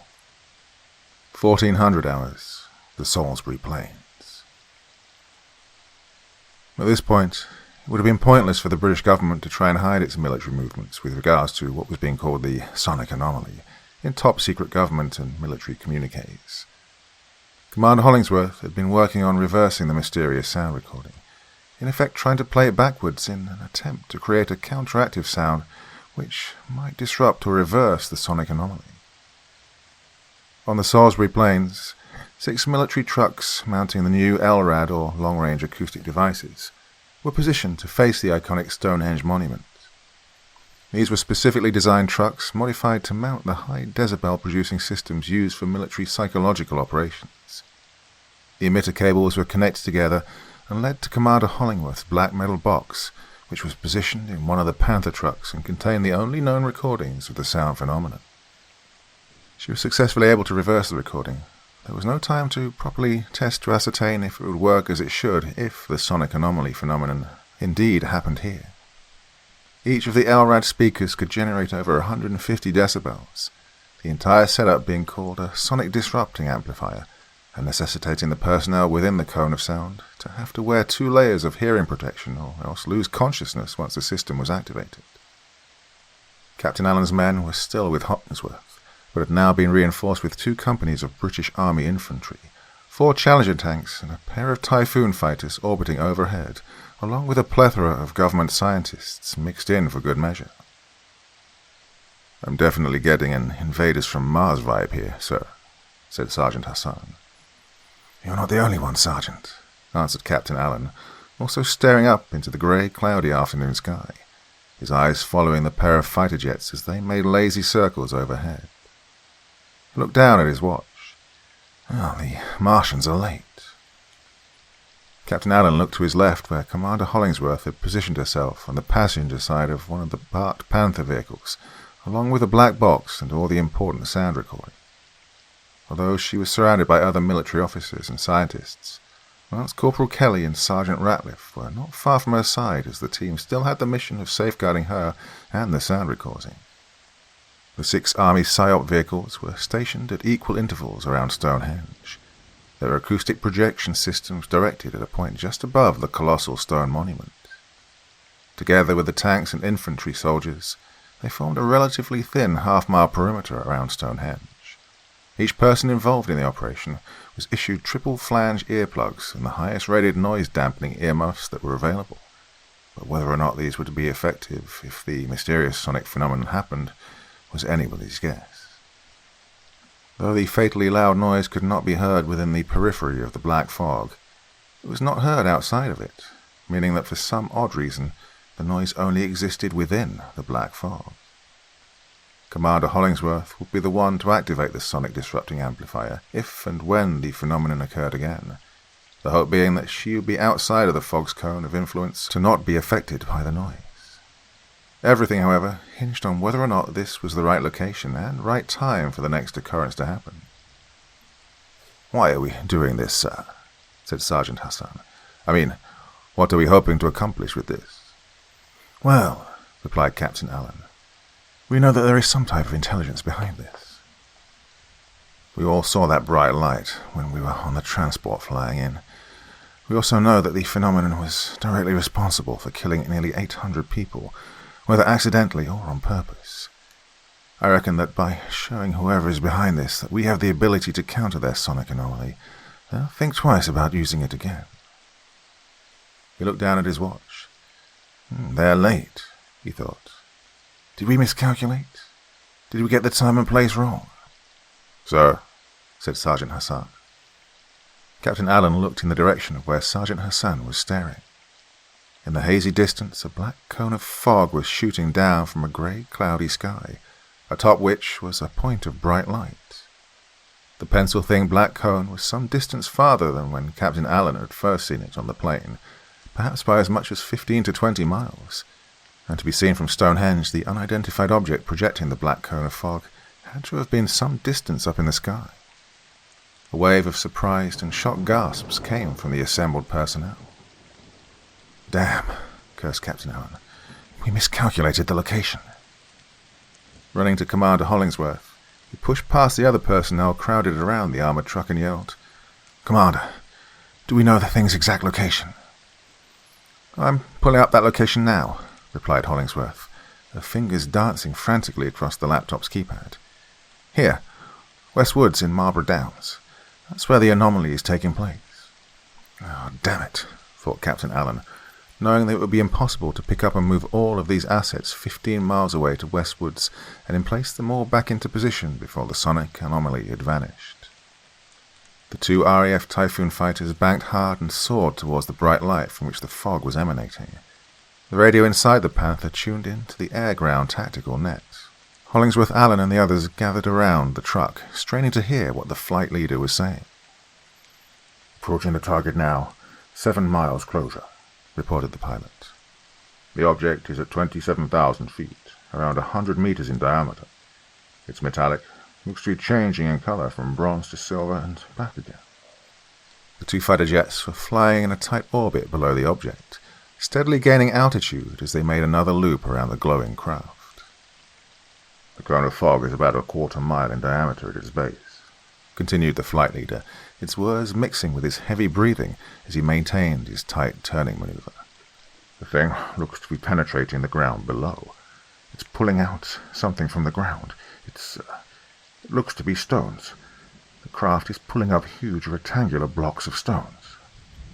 "Of course," exclaimed Commander Hollingsworth. "The massive stone blocks used to construct Stonehenge came from West Woods. That's how they were transported here to this spot." "Shit," exclaimed the flight leader suddenly. "I've lost nav and flight controls." The pair of fighters had closed to within a mile of the object, the wingman suddenly going from a tight turn into a flat spin as all flight controls became unresponsive. "Eject! Eject! Eject!" yelled the flight leader as the canopy of his wingman's jet flew open, the wingman being rocketed violently away from his uncontrollable jet. The flight leader's own aircraft had not yet gone into a spin as the pilot fought valiantly to get his fighter under control. Straining with all his might, he pulled on the stick in an effort to reverse course away from the object as warning alarms and red lights lit up the cockpit. Feeling that his Typhoon was about to go into an uncontrolled spin, the flight control system suddenly kicked in again, and the pilot pointed the nose of his fighter straight up. The nimble fighter looped up and over the glowing craft, and the pilot looked down over his shoulder, searching for his wingman and relieved to see that his chute had successfully deployed and that his wingman was now drifting down and away from the object. Now in control of his fighter again, the flight leader banked away, putting some distance between himself and the object before reversing course again, lining the object up for a missile shot. "I've got tone for an arse-ram shot," declared the pilot. "Negative, negative, negative, do not engage," warned Commander Hollingsworth into the radio, reckoning that if the fighters lost flight control after coming within 1 mile of the object, then the missile would lose its guidance system once it got that close. "Keep eyes on the target but, when you have to engage, go with a 27mm cannon." "Roger," confirmed the pilot, pulling away and abandoning his attack run. "That was a good call, Commander," agreed Captain Allen as he watched the fighter begin a wider orbit around the craft. "The target has about a dozen of those monolithic stones suspended underneath it. Probably more," announced the pilot. It's beginning to move. It's headed east towards your location." "Roger," replied Hollingsworth. "Remain on station and be ready to engage when called." "Roger," confirmed the pilot as the unidentified glowing craft sailed silently across the sky, the thick black fog no longer touching the ground anymore, but reaching down just far enough to keep the massive 25-ton monolith suspended in a triangular formation 6,000 feet above the ground, while steadily closing the distance to the Salisbury Plain. Within moments the object had descended to 2,000 feet and was only 1 mile from Stonehenge, the gigantic monoliths now suspended just 500 feet above the earth. As it approached the thin perimeter established by the military around the monument, the personnel and vehicles which the object would pass over scattered, fearful of being caught up in the cone of the fatal audio anomaly. Fortunately, however, this fear turned out to be unfounded, as Commander Hollingworth had been again correct in her assumption that the sound could only be heard from within the black cone of fog, although there was a definite sensation of static electricity in the air, and a vibrating sensation which rattled teeth and loose equipment like a tremor as the craft passed overhead, passing the thin military perimeter and stopping directly over the centre of the Stonehenge monument. The dozen or so monolithic stones which it had lifted from the westwards, now only 100 feet above the ground. The assembled soldiers looked up in awe at the otherworldly spectacle, their team and squad leaders admonishing them to hold their fire, while the Challenger tanks traversed their turrets, their loaders ready to ram a 120mm round into the breach if the time came. Others looked nervously at Commander Hollingsworth, as she was the one who would activate the LRAD system should it become necessary. But what was necessary? What was the precedent to activate it? The object, or rather whomever controls the object, hadn't really initiated an overtly hostile act. It was quite possible that the Royal Navy destroyer, the Russian submarine, and the Greenpeace ship may have been a case of being at the wrong place at the wrong time. The deaths caused by the sonic anomalies could very well have been unintentional, and activating the LRAD system might be taken as a hostile act by the operators of that craft. By activating the LRAD system, she might inadvertently cause an interplanetary war. These thoughts raced through the young naval officer's mind, even as she gasped as the heavy monolithic stones shifted their positions in mid-air, as smoothly as dominoes being shuffled across a table. Up till now, the stones had been floating horizontally across the sky, but in an instant, 10 of the stones shifted into a vertical position and slammed down into the ground in a half-circle formation, completing the open area of the outer circle of Stonehenge. The ground shook as the stones were slammed home, causing many of the soldiers to lose their balance as the earth quaked. Yet no sooner had the 10 stones been positioned than the 5 remaining stones, still floating horizontally in the air, slammed straight down, balanced perfectly atop a pair of the stones which had been set down seconds earlier. After the dust and smoke had settled, however, the circle of Stonehenge was complete again after thousands of years, the glowing craft now resting atop the horizontal slabs like a monarch sitting atop a throne. "It was never an altar or some bloody celestial calendar," said Sergeant Ratliff, the usually unshakable medic's voice now filled with awe and wonder. "It was a landing platform." "What now, Sergeant?" said Lance Corporal Kelly. "We remain calm and professional," answered Sergeant Hassan. "Hey, Sergeant," yelled Captain Allen to a group of 3 soldiers standing next to a nearby Land Rover. "What are the radiation level readings?" The sergeant in charge of the nuclear, biological, chemical, radiological detection units was snapped out of his trance as the SAS commander yelled out his question. "What? Oh, right, sir," the NBC sergeant said, taking the device from one of his soldiers and reading the results. "The levels are high, sir. Approaching unsafe levels. We may have to pull—" The black fog that enveloped them came on as instantaneously as the earth-shattering sound that hit with the force of a tidal wave, knocking everybody off their feet as the earth began to rumble and quake, rolling and heaving as if alive and angry. The eerie cosmic sound erupted from the craft, with a concussive force so extreme that it would have immediately incapacitated everyone the second it hit, had it not been for the double layer of hearing protection they were issued with. Still, those protective measures were taken in the event that they were operating near the cone of fog. It wasn't meant to be used while directly inside of the fog, and under such intense sonic force which, at this range, would become fatal in a matter of minutes unless they could get out from under the black fog. Captain Allen was on his knees, pressing his hands to his ears and wondering why the LRAD system hadn't been activated, as panicking soldiers collided with him in their confused efforts to crawl away from the source of the noise. Unknown to him, the near-opaque fog had risen so quickly that no one saw Commander Hollingsworth being tossed out of the bucking Panther truck before she could even activate the LRAD system. "Driver, reverse," yelled the commander of one of the Challenger tanks stationed at the perimeter, and the 60-ton heavily armored beast scrambled backwards as the sound continued to rumble and break underneath it. "Loader, load sabot," he commanded. "Quickly, quickly, quickly!"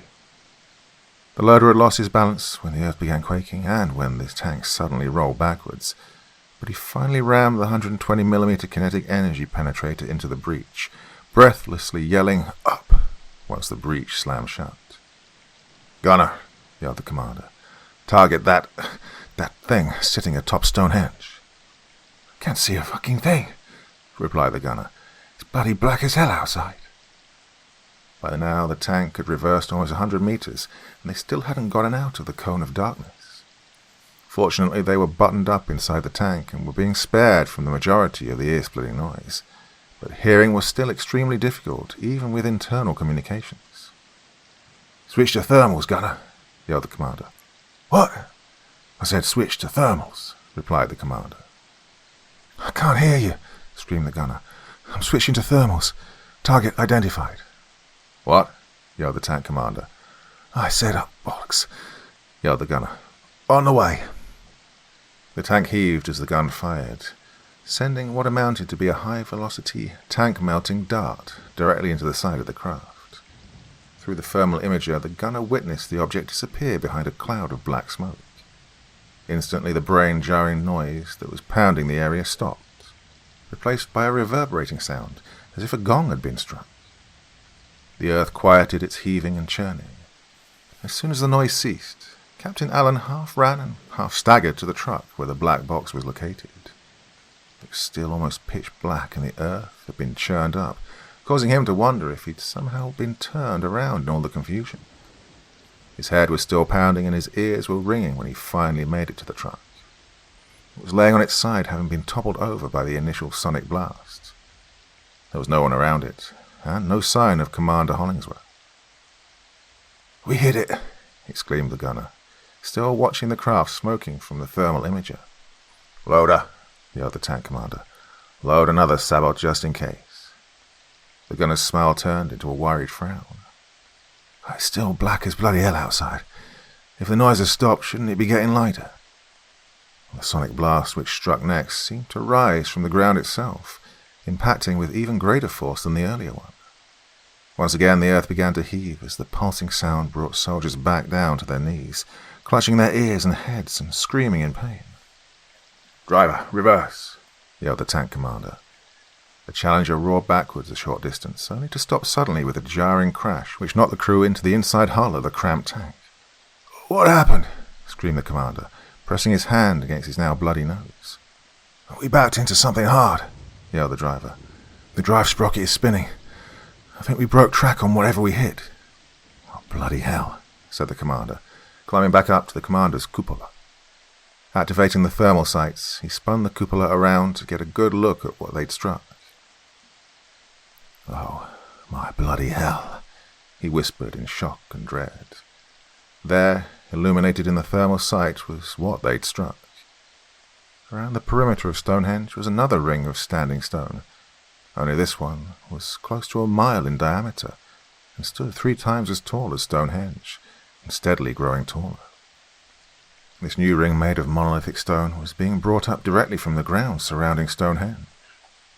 Far above them, the dark grey clouds swirled in a circular pattern, gradually dissipating and parting as a round, stone-grey-coloured craft descended from the sky. This one was massive, stretching 1 mile from end to end and easily dwarfing the expendable scout ship which had landed earlier.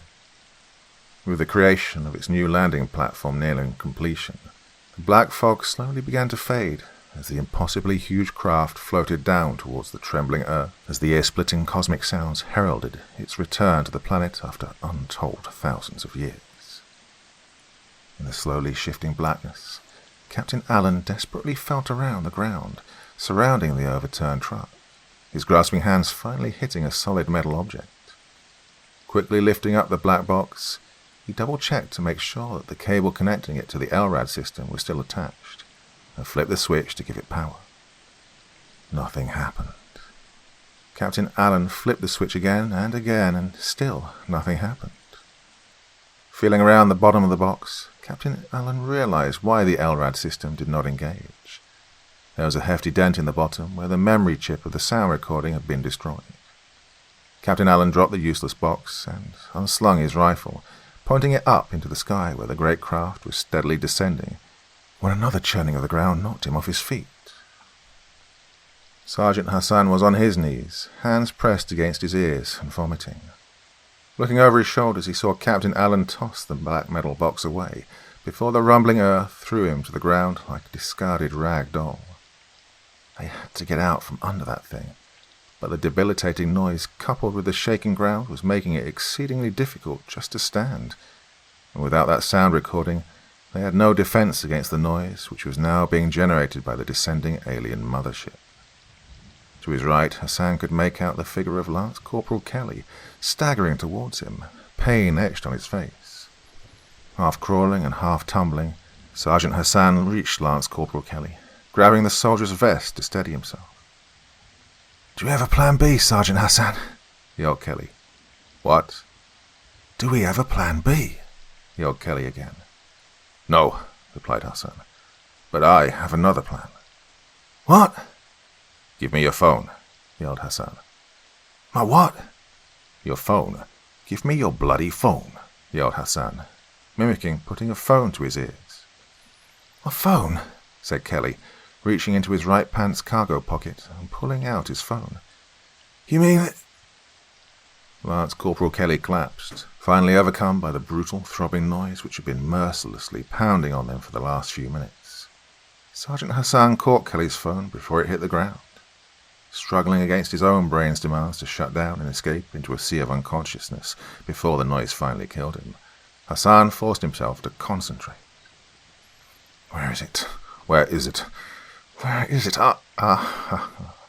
Hassan yelped, smiling briefly.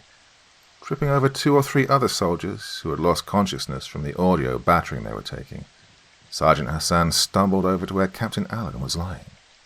Ignoring Captain Allen, Sergeant Hassan reached over his prone body and, grabbing up the black metal box and snatching out the cord which connected it to the LRAD system, Hassan plugged it into Kelly's phone and tapped play. Immediately, the sound of Lance Corporal Kelly's mixtape blasted into the sky. The great alien spacecraft's descent began to slow, then stop altogether as the raucous strains began to seep in and infect the carefully ordered and structured audio waves which was pulling the landing platform out of the ground and also keeping the gargantuan mothership from succumbing to the Earth's gravity. All of a sudden, the ominous grey craft wobbled like a top coming to the end of its spin and began dipping from side to side. Unable to keep its position in the sky thanks to the secret weapon which the planet's inhabitants were projecting towards it, the visibly unsteady spacecraft released itself from the gravitational pull of the Earth and shot directly up into space.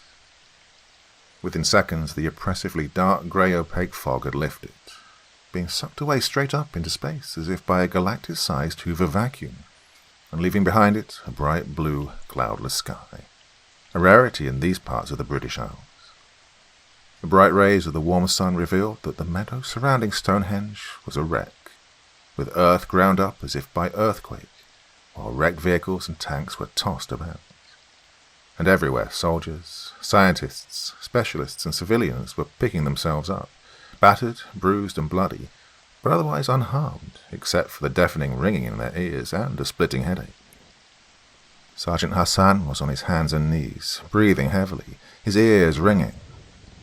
Looking up to his right, he saw Lance Corporal Kelly clumsily regain his balance a few steps away from the wrecked Panther truck, then stumble over to Commander Hollingsworth to gently help her get to her feet. A hand reached down and Hassan grabbed it as Captain Allen hauled him up to stand on shaky legs. "Are you okay, Mohammed?" said Captain Allen, his forehead bleeding from where he was thrown into the side of the overturned armored truck. Well, that would leave a heroic scar. Sergeant Hassan laughed, not hearing what Captain Allen had said over the ringing in his ears.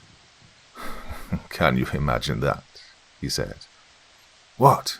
yelled Captain Allen, seeing Hassan's lips moving but only hearing muffled noise. "I said," yelled Hassan, "can you imagine that?" "Imagine what?" yelled Captain Allen. "Fucking mumble rap crap saved the world," laughed Hassan.